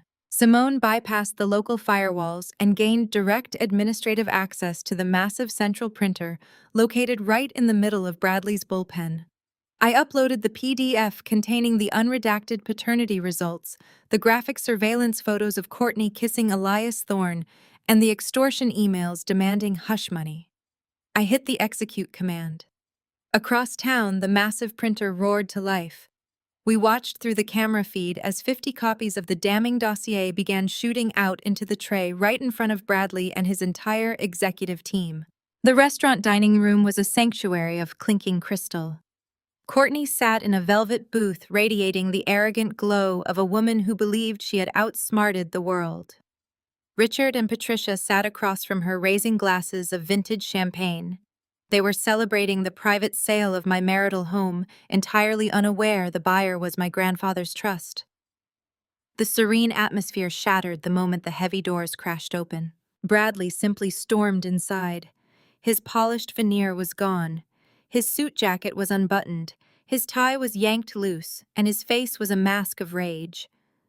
2 waiters rushed forward to intercept him, but Bradley shoved them aside. He marched directly toward the velvet booth, his eyes locked on Courtney. The polite conversation died instantly. Every patron turned to watch. Courtney paused mid-sip, her lips parting in confusion. "Bradley, what are you doing?" she demanded, her voice laced with annoyance. "We are celebrating." Bradley slammed a crumpled stack of papers down with such force that the champagne flutes tipped over. Crystal shattered and wine spilled across the white linen. "I am celebrating too!" Bradley roared, his voice echoing off the ceilings. "I am celebrating my loyal wife and the wonderful legacy she is carrying." He grabbed the top sheet and threw it into Courtney's face. It was the photograph of Courtney kissing Elias Thorne in the underground parking garage. Courtney let out a sharp gasp, her hands flying to her mouth. Bradley began dealing the remaining documents onto the table. "Here is an intercepted email demanding $50,000 a month in hush money," Bradley snarled. "And here is the official unredacted medical file. You are not in your 2nd trimester, Courtney. You are entering your 3rd. Patricia gasped, pressing a hand to her chest. Richard stared at the scattered documents, his composure cracking. Bradley picked up the final piece of paper and held it inches from Courtney's terrified face. And this is the undeniable biological proof, the DNA results. That bastard child growing inside you does not belong to me. It does not belong to your tech fiancé Julian either. You are carrying the spawn of Elias Thorne. You have been milking 3 different men to fund your pathetic vanity project. Courtney began to hyperventilate. Tears streamed down her face, ruining her perfect makeup. Bradley, please, she sobbed desperately, trying to grab his hands. It is a lie. Someone is trying to frame me. Alyssa must have fabricated these documents to destroy us. You know she is jealous of me. Bradley yanked his hands away. Do not insult my intelligence, you parasitic fraud, he shouted. 50 copies of this file printed directly onto my executive floor. My entire firm knows I have been funding a cartel account while my wife plays me for a fool. Richard finally stood up, attempting to project the towering authority of a former federal judge. He pointed a stern finger at his son-in-law. Bradley, you will lower your voice immediately, Richard commanded, using his intimidating courtroom baritone. You are causing a public disturbance. We will take this conversation to my private office and handle it discreetly like civilized adults. You will not humiliate my daughter in front of half the city. Bradley turned his terrifying gaze onto Richard and let out a harsh, maniacal laugh. You want to talk about humiliation, Richard? He asked, his voice vibrating with manic energy. You want to talk about keeping things discreet. Do not try to use your courtroom voice on me, you corrupt old hypocrite. I manage your shadow accounts, remember. If you do not back off right now, I will march straight to the federal prosecutor and hand over the ledgers. I will expose every single instance of judicial bribery you committed during your last 10 years on the bench. I will happily go to federal prison for wire fraud if it means dragging you down into the cell right next to me. Richard froze, the color draining entirely from his face. The threat of total ruin hung over the table, paralyzing the great judge. He slowly sank back into his velvet seat, his mouth opening and closing in silent shock. Patricia could no longer contain her fury. Her carefully maintained socialite facade fractured, exposing the ugly, bitter reality underneath. She lunged forward, slamming her hands onto the ruined table. "How dare you threaten my family?" she screamed at Bradley, her voice cracking with pure hysteria. "We gave you our best daughter." Alyssa was defective goods. She was a weak, pathetic failure, and we let you trade up to the real prize. You should be down on your knees thanking us for giving you Courtney. The sheer cruelty of my mother's words echoed through the silent dining room. The surrounding patrons stared in absolute horror. Waiters stood frozen near the kitchen doors holding silver trays. The entire establishment was paralyzed by the toxic implosion of the mighty Preston family. They were ripping each other to shreds, tearing down their empire of lies in a public arena. They were all so entirely consumed by their mutual destruction that none of them even bothered to look around the restaurant. None of them noticed the lone woman sitting just 2 tables away, perfectly positioned in a shadowed alcove. I sat comfortably in a high-backed leather chair, my legs elegantly crossed. I was wearing a sleek black dress and stylish sunglasses. I picked up my chilled martini and took a slow sip, letting the crisp gin burn pleasantly down my throat. My smartphone was perfectly propped against a silver salt shaker on the table. The camera lens was pointed directly at their velvet booth. The red recording icon blinked steadily, capturing every second of the spectacular meltdown. I had the entire confrontation in high-definition video. I had Bradley admitting to funding a cartel account. I had him exposing Richard's judicial bribery. I had Patricia screaming her horrific abuse. It was a true masterpiece. I slipped out through the side exit. The screams of my mother and ex-husband still echoed, but I had no time to waste. I slid into my car and instructed the driver to head to the suburbs. Simone confirmed through my encrypted earpiece that the temporary restraining order Bradley had filed against me was officially purged from the county database. The judge who signed it was Richard, but with his corruption exposed, he was powerless to intervene. The deed to my marital home was now legally registered under the trust of my grandfather. The house was mine again. When I pulled into the driveway, my private security team was waiting. I had hired 4 heavily built men dressed in tactical black suits. They looked professional and unbothered by the suburban setting. I directed 2 to flank the front door and sent the other 2 to secure the perimeter. I had a locksmith change every lock on the property while Courtney was shopping. The deadbolts were new, and the alarm system was reset with a biometric passcode. I stood on the front porch breathing in the night air. For the first time in months, this house felt like a sanctuary instead of a prison. I did not have to wait long.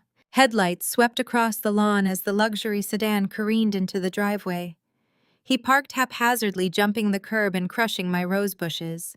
He slammed the car door shut and stormed up the concrete walkway. His suit was stained with champagne and his face was a mask of pure rage. He stomped up the porch steps, ignoring the 2 security guards standing in the shadows. He jammed his key into the front door and twisted the handle. The lock did not budge. He let out a growl and shoved his shoulder against the heavy wood. It remained perfectly solid. He pulled the key out, stared at it in confusion, and shoved it back into the keyhole. I stepped out from the shadows, the heels of my boots clicking sharply. "Having key trouble, Bradley?" I asked, my voice dripping with icy satisfaction. Bradley spun around, dropping his keys onto the mat. His eyes widened in shock as he took in my presence and the towering security guards. "Alyssa," he stammered, taking a clumsy step backward. "What are you doing here? You have a restraining order. You cannot be within 500 feet of this property." I smiled and pulled a manila folder from my bag. I tossed it onto the porch right at his feet. "The restraining order was invalidated an hour ago," I informed him. "Simone completely wiped it from the system. You have no legal protection left." The face of Bradley flushed a deep crimson. He pointed a shaking finger at me. "I am calling the police right now," he shouted, reaching for his phone. "You are trespassing on my property." I laughed, a bright sound that clearly infuriated him further. "Go ahead and call them," I challenged, crossing my arms. I have been looking forward to this moment all evening. Bradley dialed the authorities, his eyes locked on mine with pure hatred. I watched him frantically explain to the dispatcher that his estranged wife was breaking the law. When he finally ended the call, he glared at me with desperate triumph. "They are 5 minutes away," he snarled. "You are going to be arrested in handcuffs, Alyssa." I calmly opened a second folder and extracted a single sheet of paper. I held it out toward him. "You sold the house to an LLC, Bradley," I stated coldly. "I own the LLC. You have 10 minutes to pack." Bradley stared at the eviction notice, his jaw dropping. He snatched the paper from my hand and scanned the legal jargon. The blood drained from his face as he realized Courtney had bypassed him entirely to liquidate the asset. His shock quickly morphed into defensive fury. "You cannot do this," he yelled. "I paid the mortgage." I took a step forward, forcing him to look me in the eye. "No, you paid for the lip fillers of Courtney," I replied, my voice echoing across the quiet suburban street. "The mortgage was paid by my firm. Get out." Bradley opened his mouth to scream another insult, but the flashing red and blue lights of a police cruiser suddenly illuminated the dark street. 2 officers approached the porch. Bradley ran toward them, playing the victim. "Officers, thank God you are here," he pleaded, gesturing frantically at me. "This woman is violating a court order and attempting to break into my home." The lead officer looked at me, then at my security detail. "Madam, explain what is happening," the officer demanded. I did not say a word.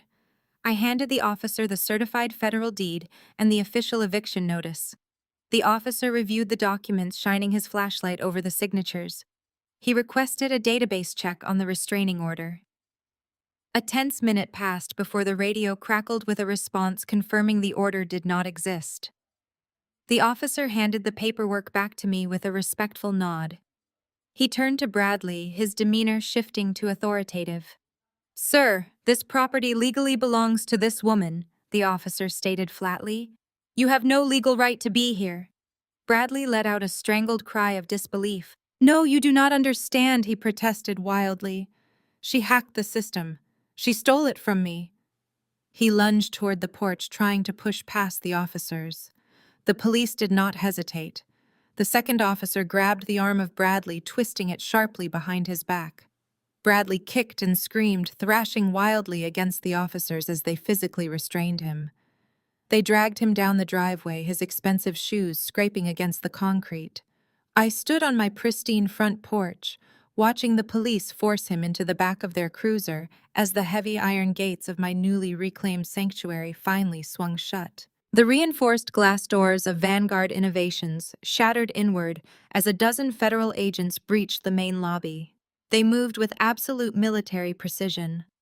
Dark windbreakers emblazoned with federal insignia flooded the sleek minimalist reception area.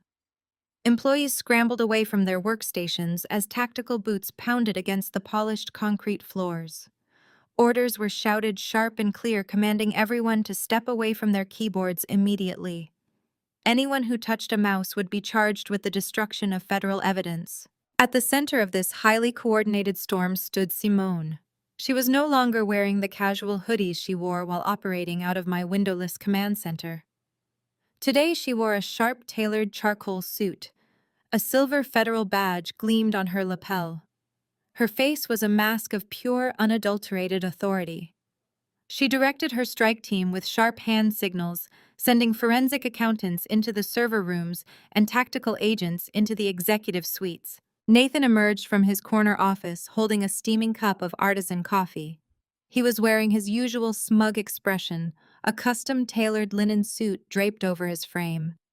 He stopped dead in his tracks. The custom mug slipped from his fingers, shattering against the floor and splashing hot coffee over his expensive Italian leather shoes. His arrogant facade crumbled instantly, replaced by sheer, wide-eyed panic. He watched in absolute horror as federal agents began physically ripping server racks from the walls and confiscating every hard drive in sight. Then his eyes locked onto Simone. The color drained completely from his face. He stumbled forward, pushing past a barricade of terrified junior developers. He reached for her arm, but two heavily armed agents instantly stepped forward, blocking his path. "Simone, what is this?" Nathan demanded, his voice cracking with desperation. "Tell your people to stand down right now. You know who I am. We are married. You cannot audit your own husband. This is a massive conflict of interest. I will have your badge for this." Simone did not flinch. She did not look at him with a shred of affection or even pity. She reached inside her tailored jacket and retrieved a thick manila envelope. She slapped it directly against his chest, forcing him to grab it before it fell. "I am not auditing my husband, Simone," stated her voice ringing out clearly across the silent, terrified office floor.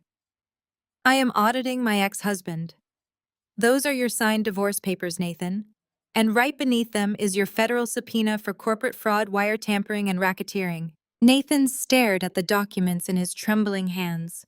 His mouth opened and closed, but no sound came out. The great tech visionary, the golden boy who could do no wrong, was currently hyperventilating in the middle of his own ruined empire. He looked up at Simone, his eyes pleading for a mercy he absolutely did not deserve. "You cannot do this to me," Nathan begged, his voice dropping to a pathetic whisper.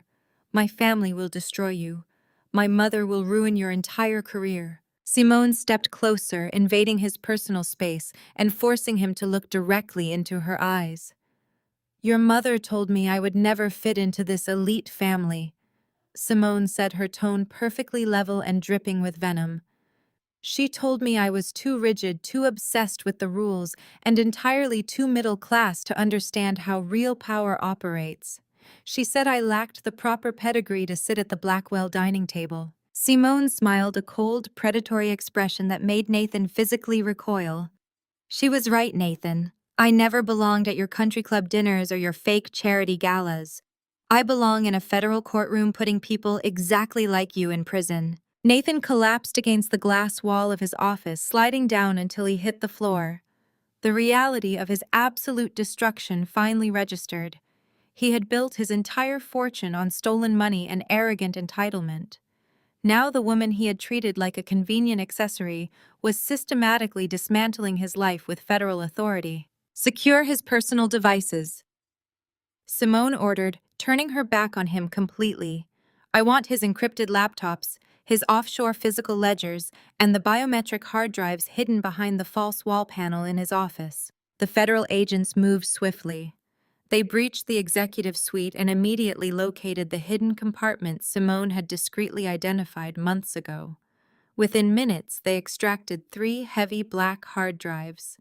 These were the digital vaults containing the darkest secrets of Vanguard innovations. Nathan whimpered on the floor, burying his face in his hands as the agents bagged the drives in anti-static evidence pouches. Simone carried the evidence bags to a secure mobile decryption station set up in the main conference room. She plugged the primary hard drive into her terminal and launched a brute force decryption protocol. She had spent the last 2 years mapping the architecture of his network from the inside. She knew exactly which firewalls were vulnerable and which passwords he recycled. The progress bar raced across the screen, bypassing his expensive security measures in a matter of minutes. The screen flashed green, access granted. Simone opened the master financial ledger. The spreadsheets detailed a massive international money laundering operation. Millions of dollars were being siphoned from federal grants funneled through dummy corporations and deposited into offshore accounts. But as Simone ran a deep trace on the routing numbers, her eyes narrowed. The flow of money was far too sophisticated for Nathan to have orchestrated alone. He was arrogant, but he lacked the legal expertise to structure these untraceable shell companies. She initiated a cross-reference algorithm, searching for the primary beneficiary, holding the ultimate control over the offshore trust funds. The system chugged, decoding the final layers of corporate obfuscation. The screen populated with a long list of wire transfers. Every single illicit transaction, every stolen federal dollar, and every piece of cartel blood money ultimately flowed upward into one single heavily guarded master account. Simone leaned forward, staring at the name registered to the master account. The breath caught in her throat. She immediately tapped her earpiece, opening a secure channel to my line. Alyssa Simone said, her voice tight with disbelief. "I have the Vanguard ledgers. We thought Nathan and Bradley were running the show. We were wrong. They are just the foot soldiers." "Who owns the master account?" I asked, my voice echoing through the encrypted channel. Simone highlighted the final line of data on her screen. The entire operation, the embezzlement, the cartel funds, the offshore trusts. It all leads to a single architect, Simone revealed. "The mastermind behind the entire ring is Richard. Your stepfather is running the syndicate from his judge chambers." The revelation that Richard was the ultimate architect of the entire offshore embezzlement ring shifted the entire landscape of my retaliation. Simone and I spent the next 48 hours systematically dismantling the financial firewalls protecting my stepfather. As Simone handed over the decrypted ledgers to her federal superiors, I focused on the immediate fallout. The federal freeze on Richard and Nathan's assets was instantaneous and absolute. Every shell company, every hidden trust, and every single domestic account tied to the Blackwell name was locked down by the government. The sudden evaporation of their stolen wealth sent shockwaves through the family. I watched it all unfold from the floor-to-ceiling windows of my new ultra-luxurious penthouse in the heart of the city. The property was a masterpiece of modern architecture, funded entirely by the immaculate Theodore Preston Blind Trust. I stood in my expansive marble kitchen sipping espresso and admiring the panoramic view of the skyline when the intercom chimed. The private concierge announced that my mother was in the lobby demanding immediate access. I smiled, pressing the button to authorize her entry. Patricia had nowhere else to turn. Her husband was currently trapped in endless interrogations with federal prosecutors, and the primary accounts she used to fund her extravagant socialite lifestyle were frozen solid. A few moments later, the private elevator doors slid open directly into my foyer. Patricia stepped out, attempting to project her usual aura of aristocratic dominance, but the performance was incredibly strained.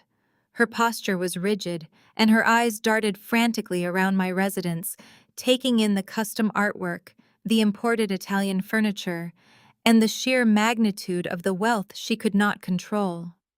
She clutched a designer handbag that I recognized from 3 seasons ago, a subtle but glaring sign that her unlimited cash flow had abruptly stopped. "You have a lot of nerve forcing me to come all the way downtown."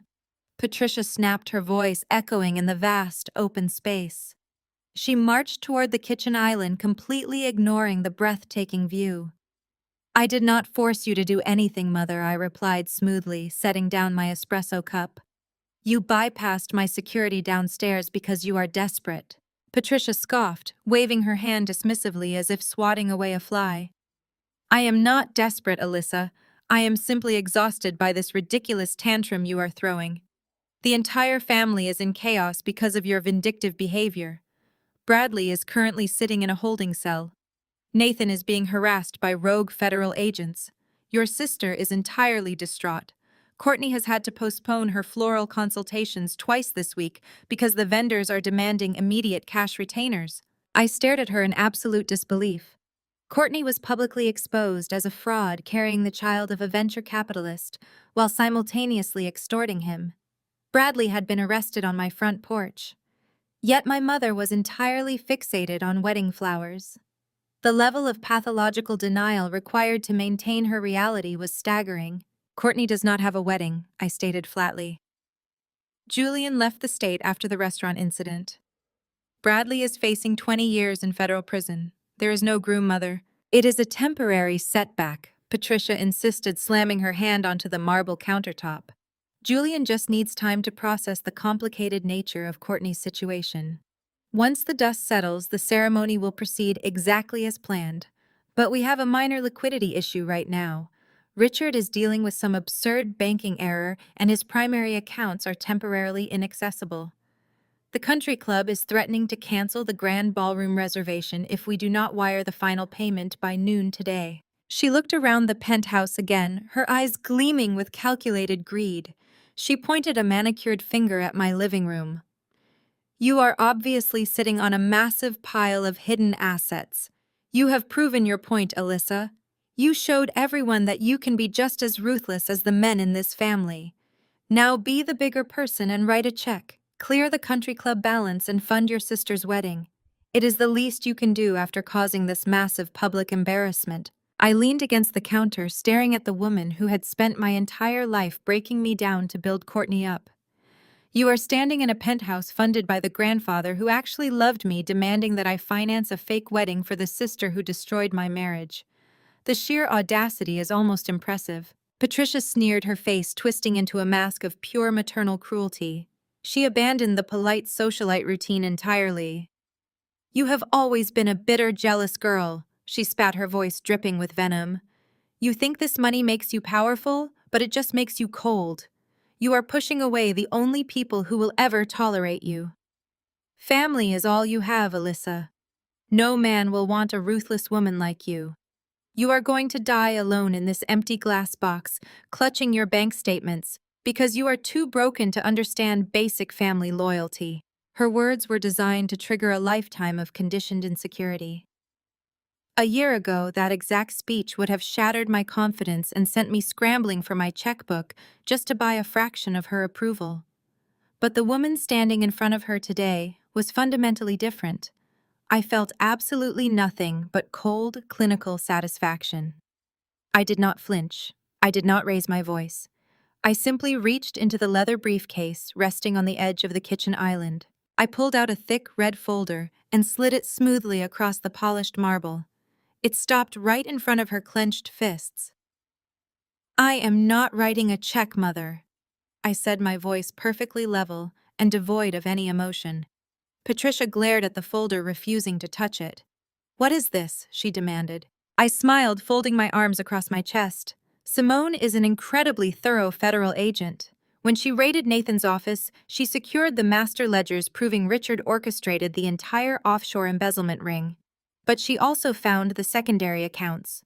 The accounts Richard used to funnel dirty cartel money directly into your personal charitable foundations.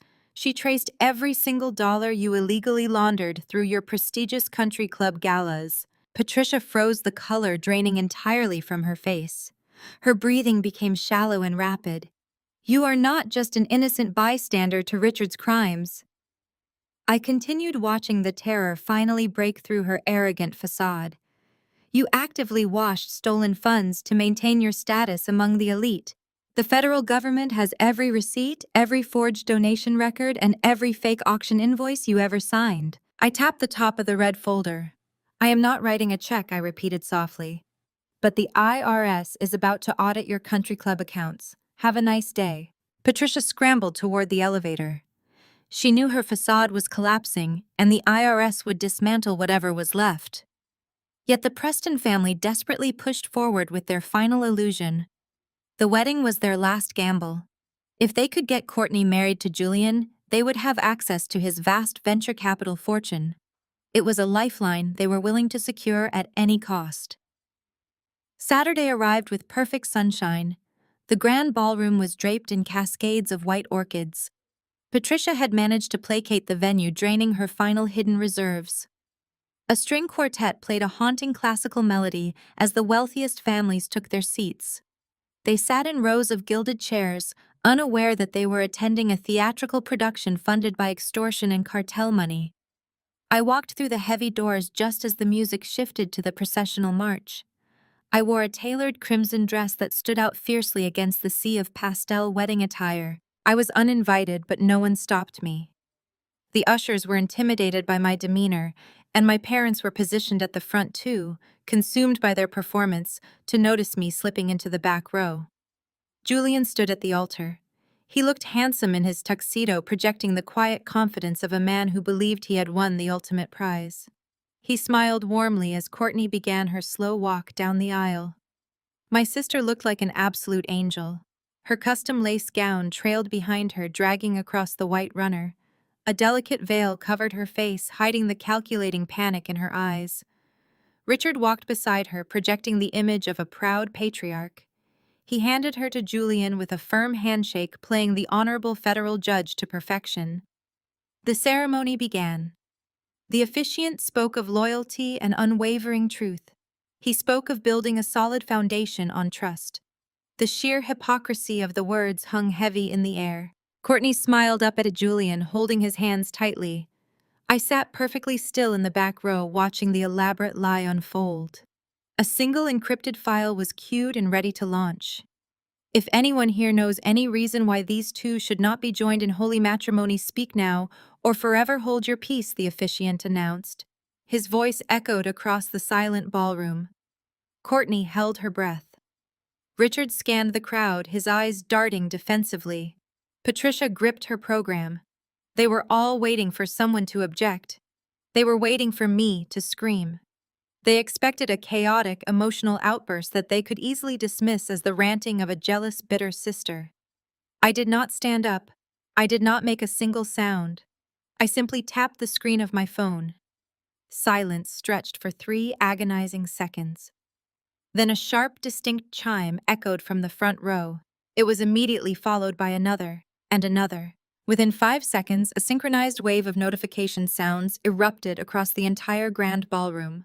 Hundreds of cell phones chimed, buzzed, and vibrated in perfect unison. The guests frowned, reaching into their suit pockets and designer clutches. Patricia pulled out her phone. Richard pulled out his. Even the groomsmen standing at the altar checked their devices.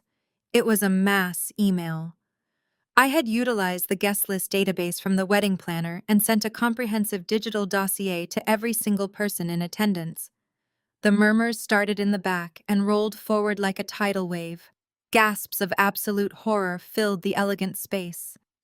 A woman in the third row covered her mouth. A man near the aisle stared at Courtney with blatant disgust. The contents of the email were undeniable.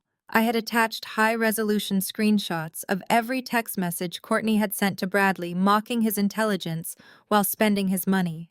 I included the intercepted emails detailing her explicit demands for $50,000 a month in hush money. And right at the center of the dossier was the unredacted medical file, complete with the fake ultrasound images she had purchased to trick Julian into believing she was carrying his heir. The ultimate piece of evidence was the DNA report, proving the child belonged to Elias Thorne. It was all there. The extortion, the manipulation, the absolute moral bankruptcy of Courtney Preston. Julian frowned at the sudden chaos in his audience. He pulled his own phone from the inside pocket of his tuxedo jacket. The ballroom grew deathly quiet as everyone watched the groom open the email. Courtney reached out her hands, shaking violently. "Julian, please do not look at it," she pleaded, her voice cracking with terror. "It is a lie. Someone hacked my phone. It is a setup." Julian did not hear her. His eyes scanned the screen, reading the texts, reading the medical reports. The color drained from his face, leaving him looking physically sick. The warm, adoring man who had stood at the altar seconds ago vanished. He looked up at Courtney, and the utter revulsion in his eyes made her physically recoil. "Julian, please," she sobbed, grabbing his sleeve. "I love you. Do not ever touch me again," Julian said, his voice deadly calm. He dropped the phone onto the pristine white runner. He turned his back on her and walked off the altar. He strode down the center aisle without looking left or right, leaving Courtney screaming. Richard snapped, his composure shattered. He spun around, his eyes locking onto my crimson dress. He shoved past the terrified guests, charging down the aisle toward me like a wild animal. Before he could reach me, the heavy oak doors burst open. 4 individuals dressed in tactical federal gear stepped directly into the aisle, intercepting him. At the center was Simone, flashing her badge.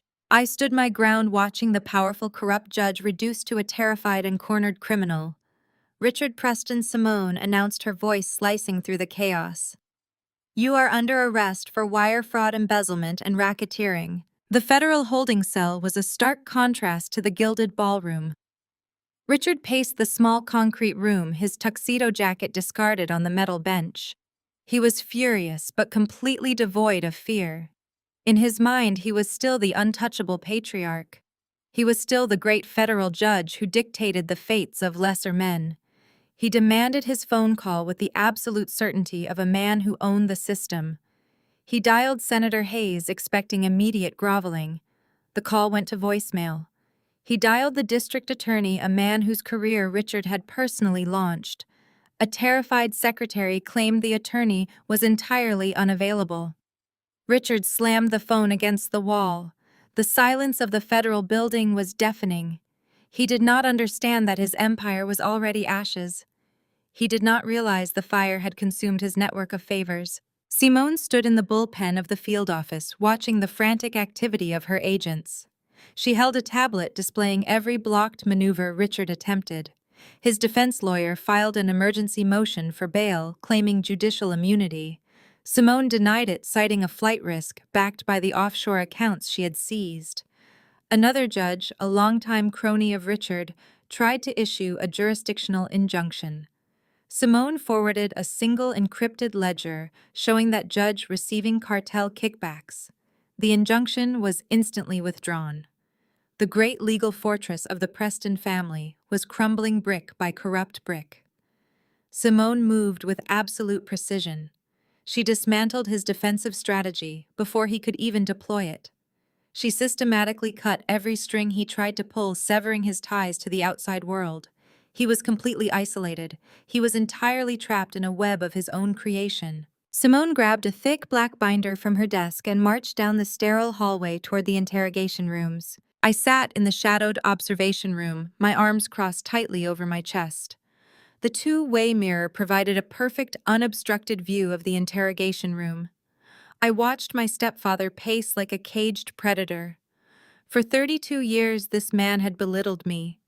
For 32 years, he had elevated Courtney, protecting her cruelty and funding her vanity while dismissing my entire existence. He had funded my destruction using stolen money. He had built his legacy on fraud and deceit. I felt no pity watching him sweat under the harsh fluorescent lights. I felt only the cold, rigid satisfaction of justice taking its natural course. The heavy steel door of the interrogation room clicked open. Simone stepped inside, placing the black binder onto the metal table with a heavy, resonant thud.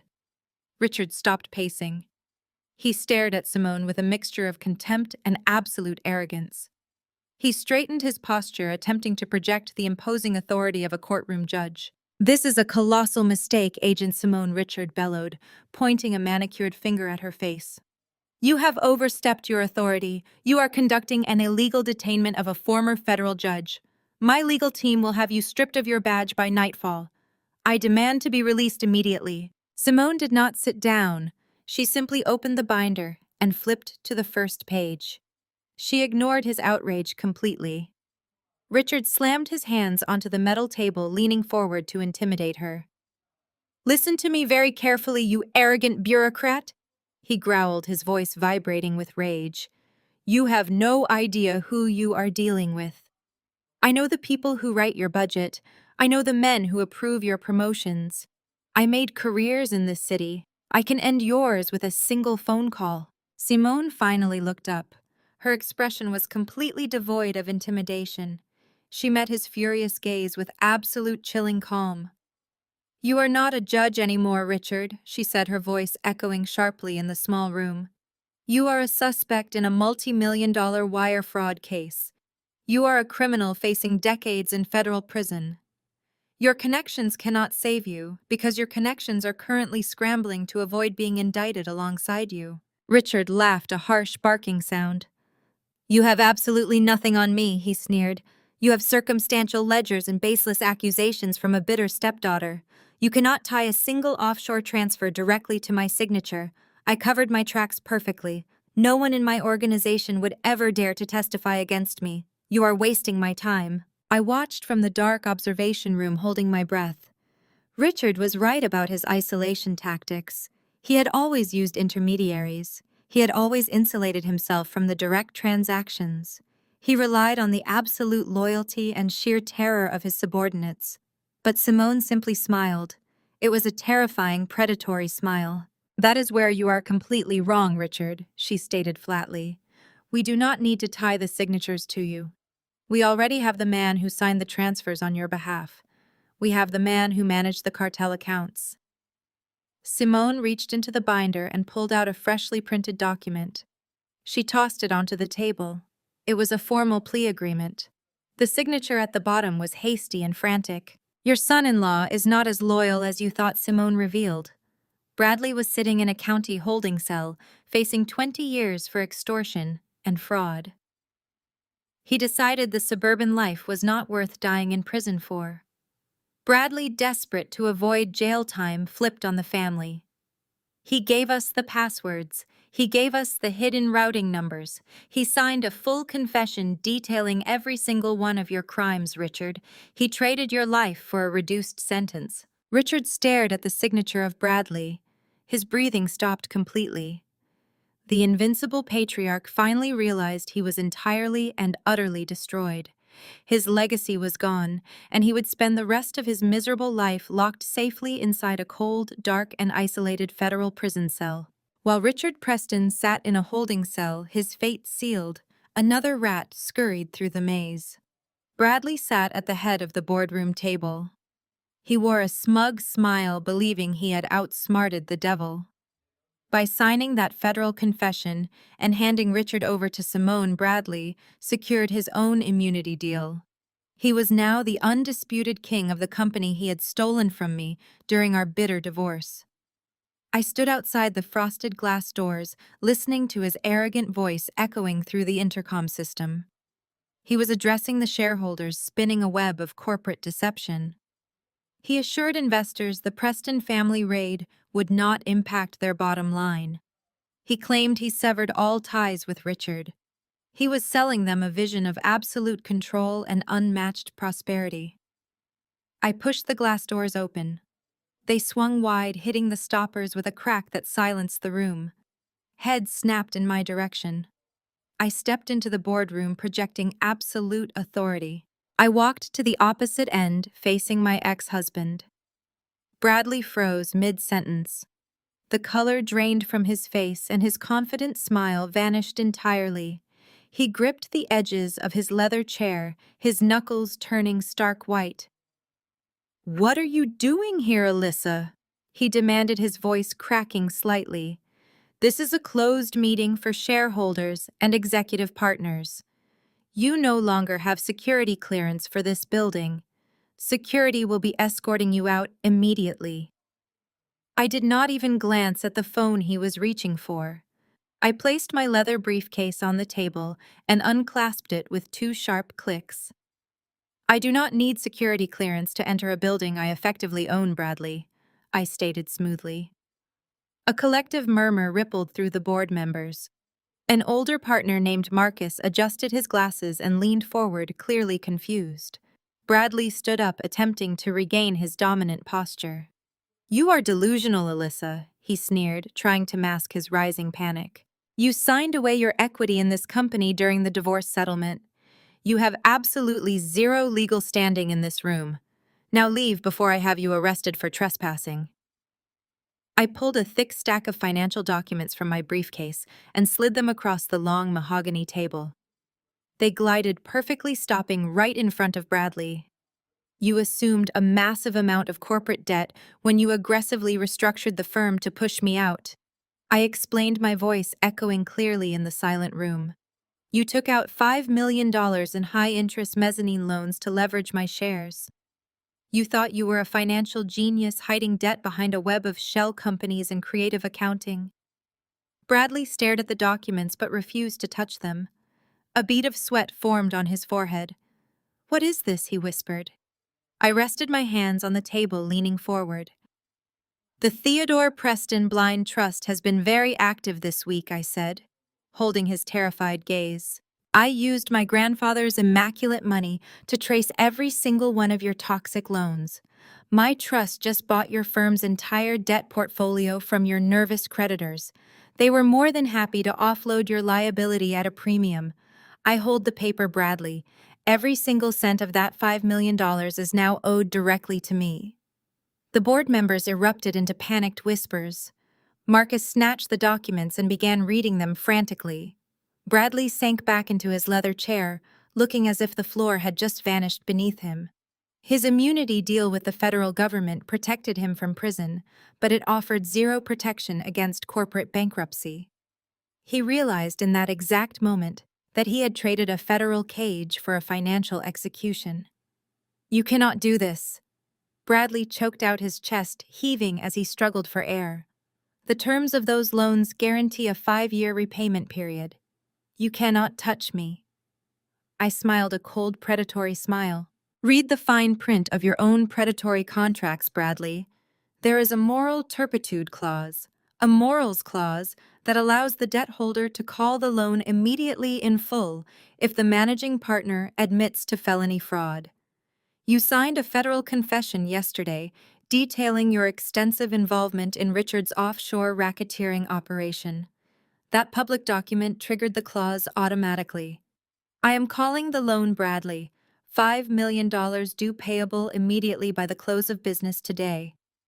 The boardroom descended into absolute chaos.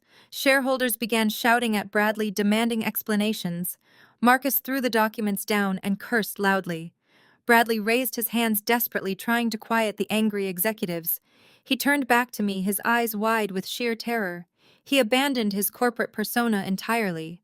"Alyssa, please," he begged, his voice trembling with desperation. "We built this agency together from the ground up. We were partners. We were a team once. You know I do not have that kind of liquidity. Calling this loan will bankrupt me. It will destroy everything we worked for." I stared at the man who had systematically destroyed my life. I stared at the coward who had conspired with my own family to ruin me. I felt no pity. "We were a team," I replied, my voice dropping to a deadly whisper that silenced the entire room. "We were a team until you brought my sister into my shower." Bradley flinched as if I had physically struck him. The board members stared at him in absolute disgust. He had nothing left. No leverage, no allies, no money. "Since you cannot satisfy the debt, I am executing the collateral seizure clause," I announced, turning my attention to the board. "As of this exact second, the Theodore Preston Trust claims 100% controlling equity of Horizon Media Group. I am the sole owner." I looked back at Bradley, pointing toward the door. "You are fired, Bradley. Leave your keycard on the table and get out of my building. You have absolutely nothing left." The satisfying thud of the boardroom doors closing behind me signaled the absolute end of Bradley. By noon, the financial news networks were already broadcasting the sudden hostile takeover of Horizon Media Group. I did not return to my penthouse. I instructed my driver to head directly to the Preston family estate in the exclusive northern suburbs. The federal freeze on Richard and Patricia's offshore accounts had triggered a catastrophic chain reaction. Without the constant influx of cartel money to artificially inflate their domestic wealth, their heavily leveraged assets collapsed. The bank holding the primary mortgage on their sprawling 12-bedroom mansion had initiated immediate foreclosure proceedings. They were given 48 hours to vacate the premises. The wrought iron gates of the estate stood wide open when my car pulled up the winding cobblestone driveway. The pristine landscaping that Patricia had spent decades obsessing over already looked slightly overgrown, as if the property itself knew its masters were ruined. I stepped out of the tinted vehicle and walked slowly toward the grand marble entrance. Patricia and Richard stood on the front portico surrounded by a chaotic pile of designer luggage and whatever valuable items the federal agents had not already tagged and seized as evidence. Richard looked 10 years older. He had managed to post a meager bail by liquidating his retirement accounts, but the arrogant federal judge persona was entirely gone. He wore a rumpled sweater, and his hands trembled as he clutched a leather briefcase. Patricia looked even worse. Her perfect aristocratic mask had dissolved into a state of sheer panic. When Patricia saw me approaching, her eyes widened with a sudden, desperate spark of hope. She practically ran down the marble steps, leaving Richard behind. "Alyssa," she gasped, her voice cracking as she reached out to grab my arm. I stepped back smoothly, denying her the physical contact. Patricia let her hands drop, but continued her frantic pleading. "You came," she cried. "I knew you would not abandon your family in our darkest hour. The bank is trying to throw us out, Alyssa. They froze our accounts and locked the secondary trusts. We have absolutely nowhere to go. Richard is facing a trial, and the legal fees are astronomical. We need a loan. Just enough to clear the mortgage arrears and secure the property. You have the Theodore Preston Blind Trust money. You can save us." Richard walked slowly down the steps, standing next to his wife. He could barely look me in the eye. For my entire life, this man had dictated my worth and dismissed my existence. Now he was a broken criminal waiting for a handout. "We are out of options, Alyssa." Richard admitted, his voice hollow and defeated. "The federal government seized everything. My former colleagues will not even return my phone calls. We are completely bankrupt. If you write a check to the bank today, we can keep the house. We can figure out a repayment plan once the trial is over. You proved your point. You won. Now we are begging you for mercy." I stood silently on the expansive cobblestone driveway for a long moment, looking steadily up at the massive white columns of the historic estate. This house was a monument to their vanity. It was the place where they had celebrated Courtney's malicious triumphs and ignored my silent struggles. It was the physical embodiment of the Preston family lie. I looked back at Patricia and Richard, feeling absolutely nothing but cold, clinical detachment. "I already wrote a check to the bank," I stated, my voice perfectly level. "I authorized the transfer an hour ago." Patricia let out a loud, dramatic sob of relief. She covered her face with her hands, weeping openly. "Oh, thank God," she cried. "I knew you had a heart, Alyssa. I knew you would not let them take our home. We can stay." I shook my head slowly, cutting off her celebration. "You misunderstood me, Mother," I said, my tone dropping to a chilling register. "I did not pay your arrears. I bought the foreclosed debt entirely. I am the sole owner of this estate, and I am not kicking you out immediately because I have already repurposed the property. I am turning this mansion into a transitional housing facility for victims of domestic financial abuse." The relief on Patricia's face shattered, replaced by an expression of pure, unadulterated horror. Richard stepped back, gripping the marble balustrade, as if he had been physically struck. "You cannot do this!" Patricia screamed, her voice echoing shrilly across the manicured lawns. You cannot turn our home into a charity shelter for commoners. This house has been featured in architectural magazines. We hosted senators and governors in that dining room. This is our legacy. I stepped closer to her, closing the distance until we were inches apart. Your legacy was treating me like garbage, I replied, staring directly into her terrified eyes.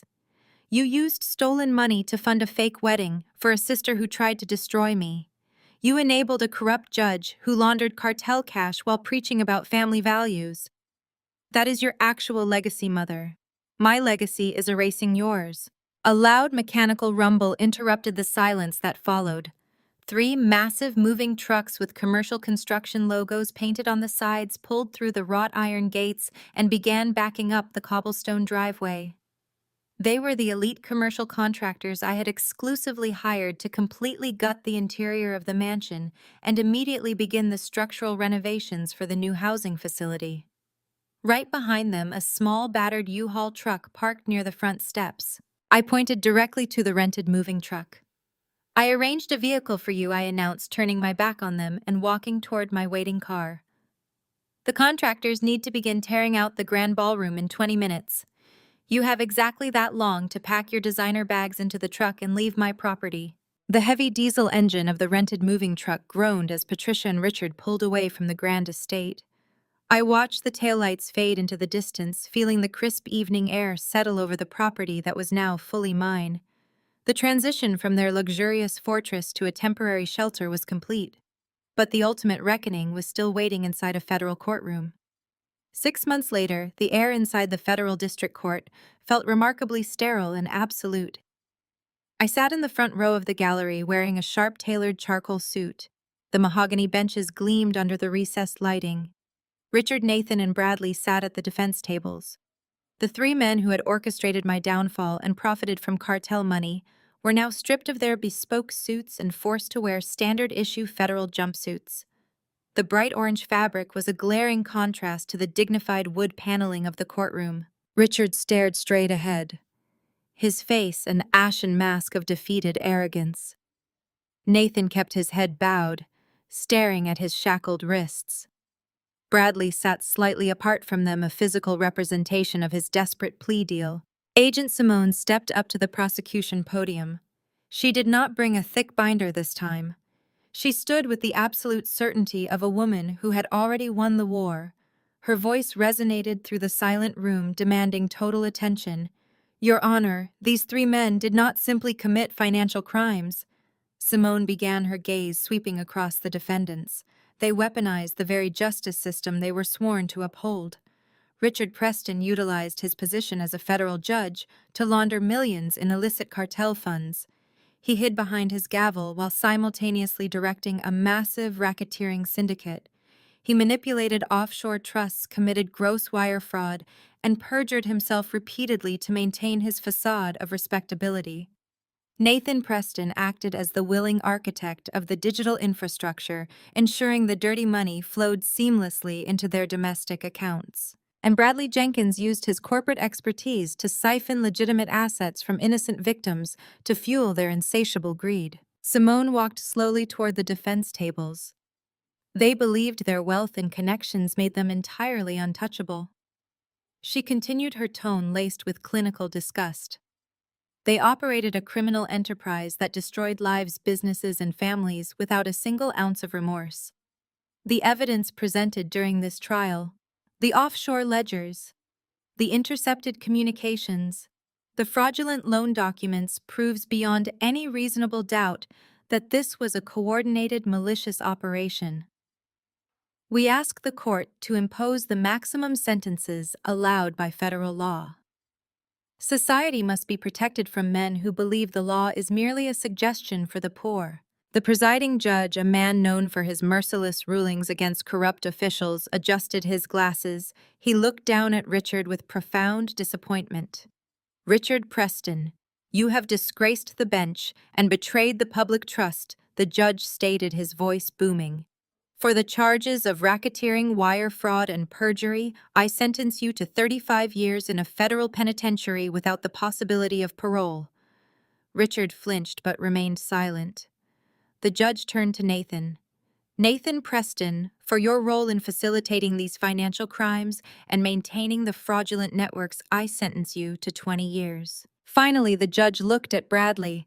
Bradley Jenkins, your cooperation and full confession provided the government with the necessary leverage to dismantle this syndicate. However, your crimes remain severe. I sentence you to 8 years in federal prison. The gavel struck the sounding block with a resounding crack that echoed like a gunshot. The physical finality of the sound signaled the absolute end of the Preston Empire. Federal marshals immediately stepped forward to escort the prisoners out of the courtroom. As they stood up, the metal chains around their waists and ankles clinked loudly. Bradley turned his head before the marshals could guide him toward the holding door. He found me in the gallery. His face was pale and covered in a light sheen of sweat. He looked at me, his eyes filled with a pathetic, desperate remorse. He mouthed the words, "I am sorry." I sat perfectly still. I did not blink. I did not offer a single ounce of forgiveness or acknowledgement. I simply turned my head away, focusing my attention on the empty judge's chair. Bradley was a relic of a past life that I had successfully incinerated. The marshals pulled him through the heavy wooden door and he was gone. I walked out of the federal courthouse and stepped into the bright afternoon sunlight. The air tasted entirely different now. It tasted like absolute freedom. I pulled my phone from my pocket and checked my schedule. I had a board meeting to lead at my newly acquired headquarters. My driver was waiting at the curb in a sleek black town car. I slid into the leather seat and instructed him to take the scenic route through the financial district. I wanted to enjoy the view of the city I now conquered. We pulled up to a massive glass and steel skyscraper in the heart of downtown. The Theodore Preston Trust had recently purchased the entire top 3 floors. As my driver navigated the busy intersection, I glanced out the tinted window. Across the street from my gleaming corporate headquarters sat a rundown fast food restaurant. A rusted speaker box crackled with static.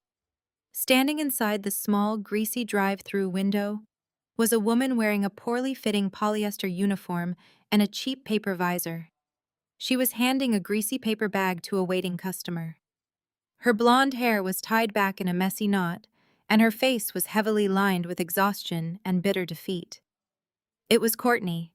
The billionaire lifestyle she had tried to steal had vanished entirely. She had no husband, no trust fund, and no family to bail her out. She was completely broke and entirely abandoned. I smiled and enjoyed the beautiful view. I turned away from the tinted window, leaving the pathetic sight of Courtney in her greasy uniform behind. The vehicle glided smoothly into the private underground parking garage of the Horizon Media Group skyscraper. This was no longer just a building, it was the physical manifestation of my absolute victory. The private elevator doors parted silently. I stepped inside, scanning my customized keycard. The digital display illuminated the top floor. The penthouse suite that Bradley had once designed as his ultimate corporate throne room now belonged entirely to me. I had ordered the construction crews to completely strip his garish decorations. The dark mahogany and heavy leather were gone, replaced by clean lines of glass and brushed steel. The elevator ascended rapidly, leaving the noise and the filth of the city far below. I stepped out into the expansive reception area. The silence was magnificent.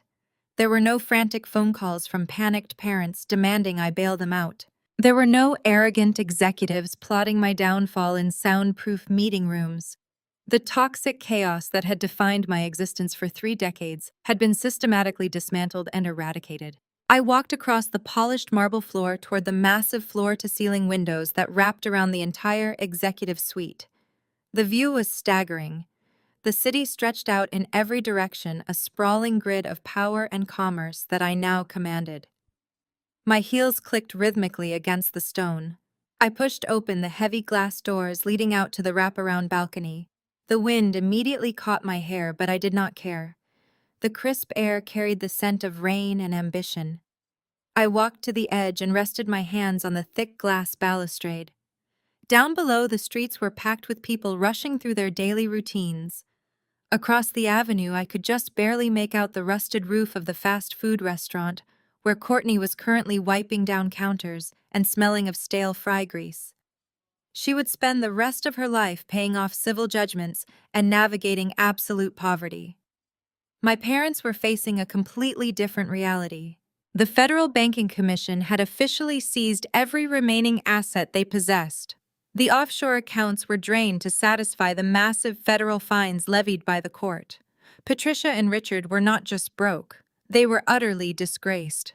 Their social circle had abandoned them the moment the indictments were unsealed.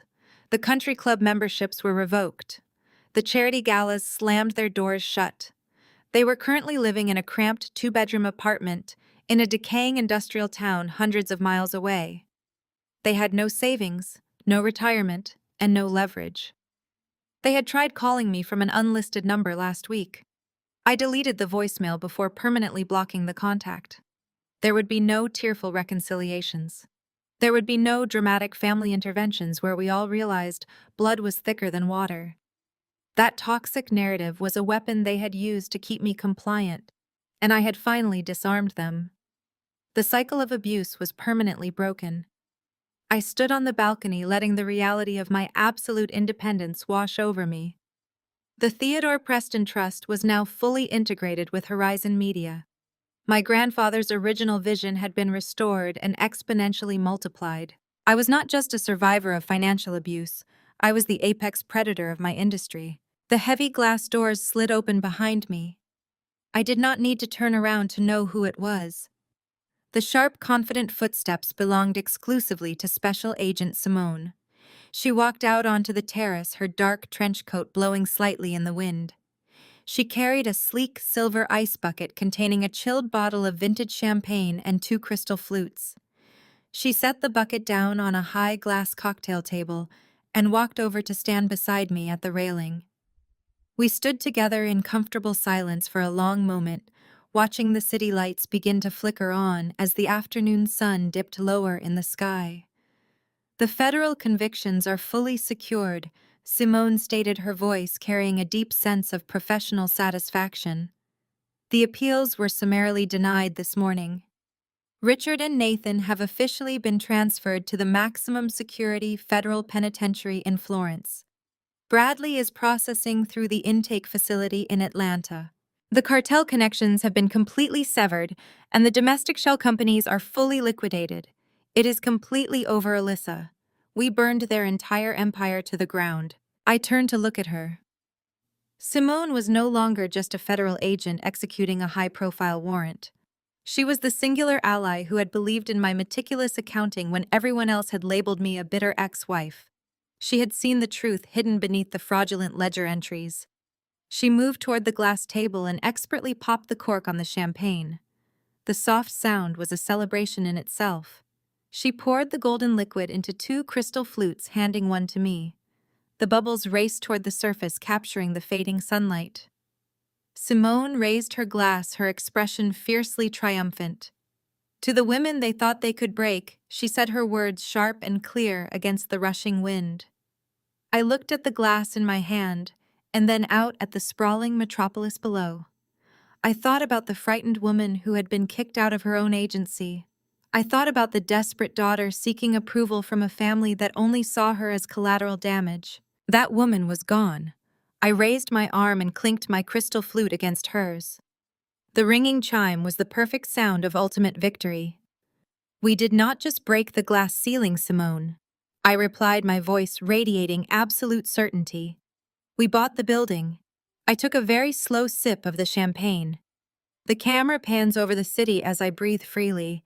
I am financially secure, emotionally untouchable, and forever entirely my own.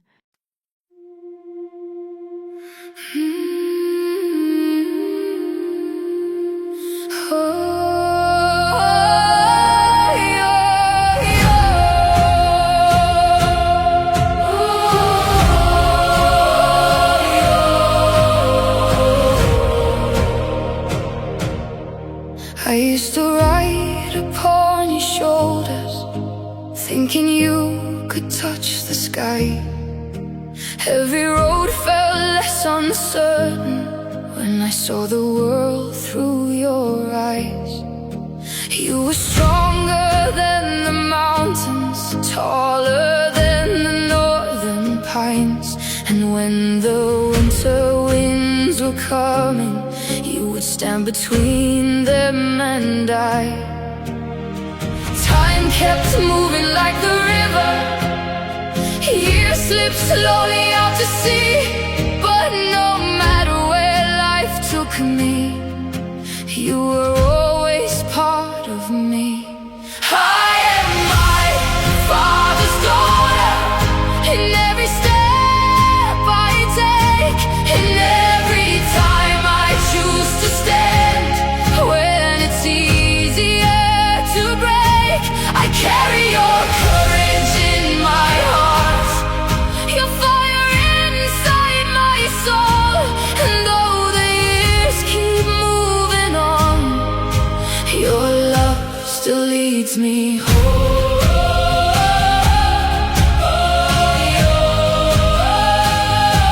You taught me strength is not in power, but in kindness when it's hard. You taught me how to keep on going when the road grows cold and dark.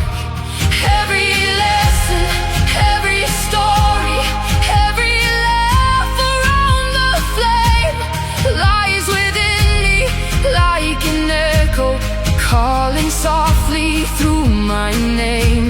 And when I face my greatest battles, when I feel I can't go on, I can hear your voice beside me saying, child, you're stronger than you know.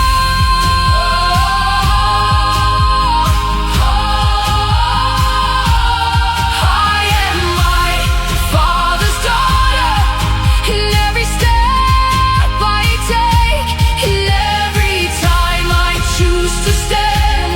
When it's easier to break, I carry your courage in my heart, your fire inside my soul. And though the years keep moving on, your love still leads me home.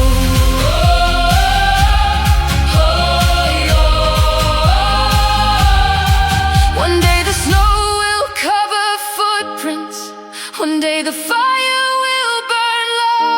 But the things a father gives his daughter are the things that never go.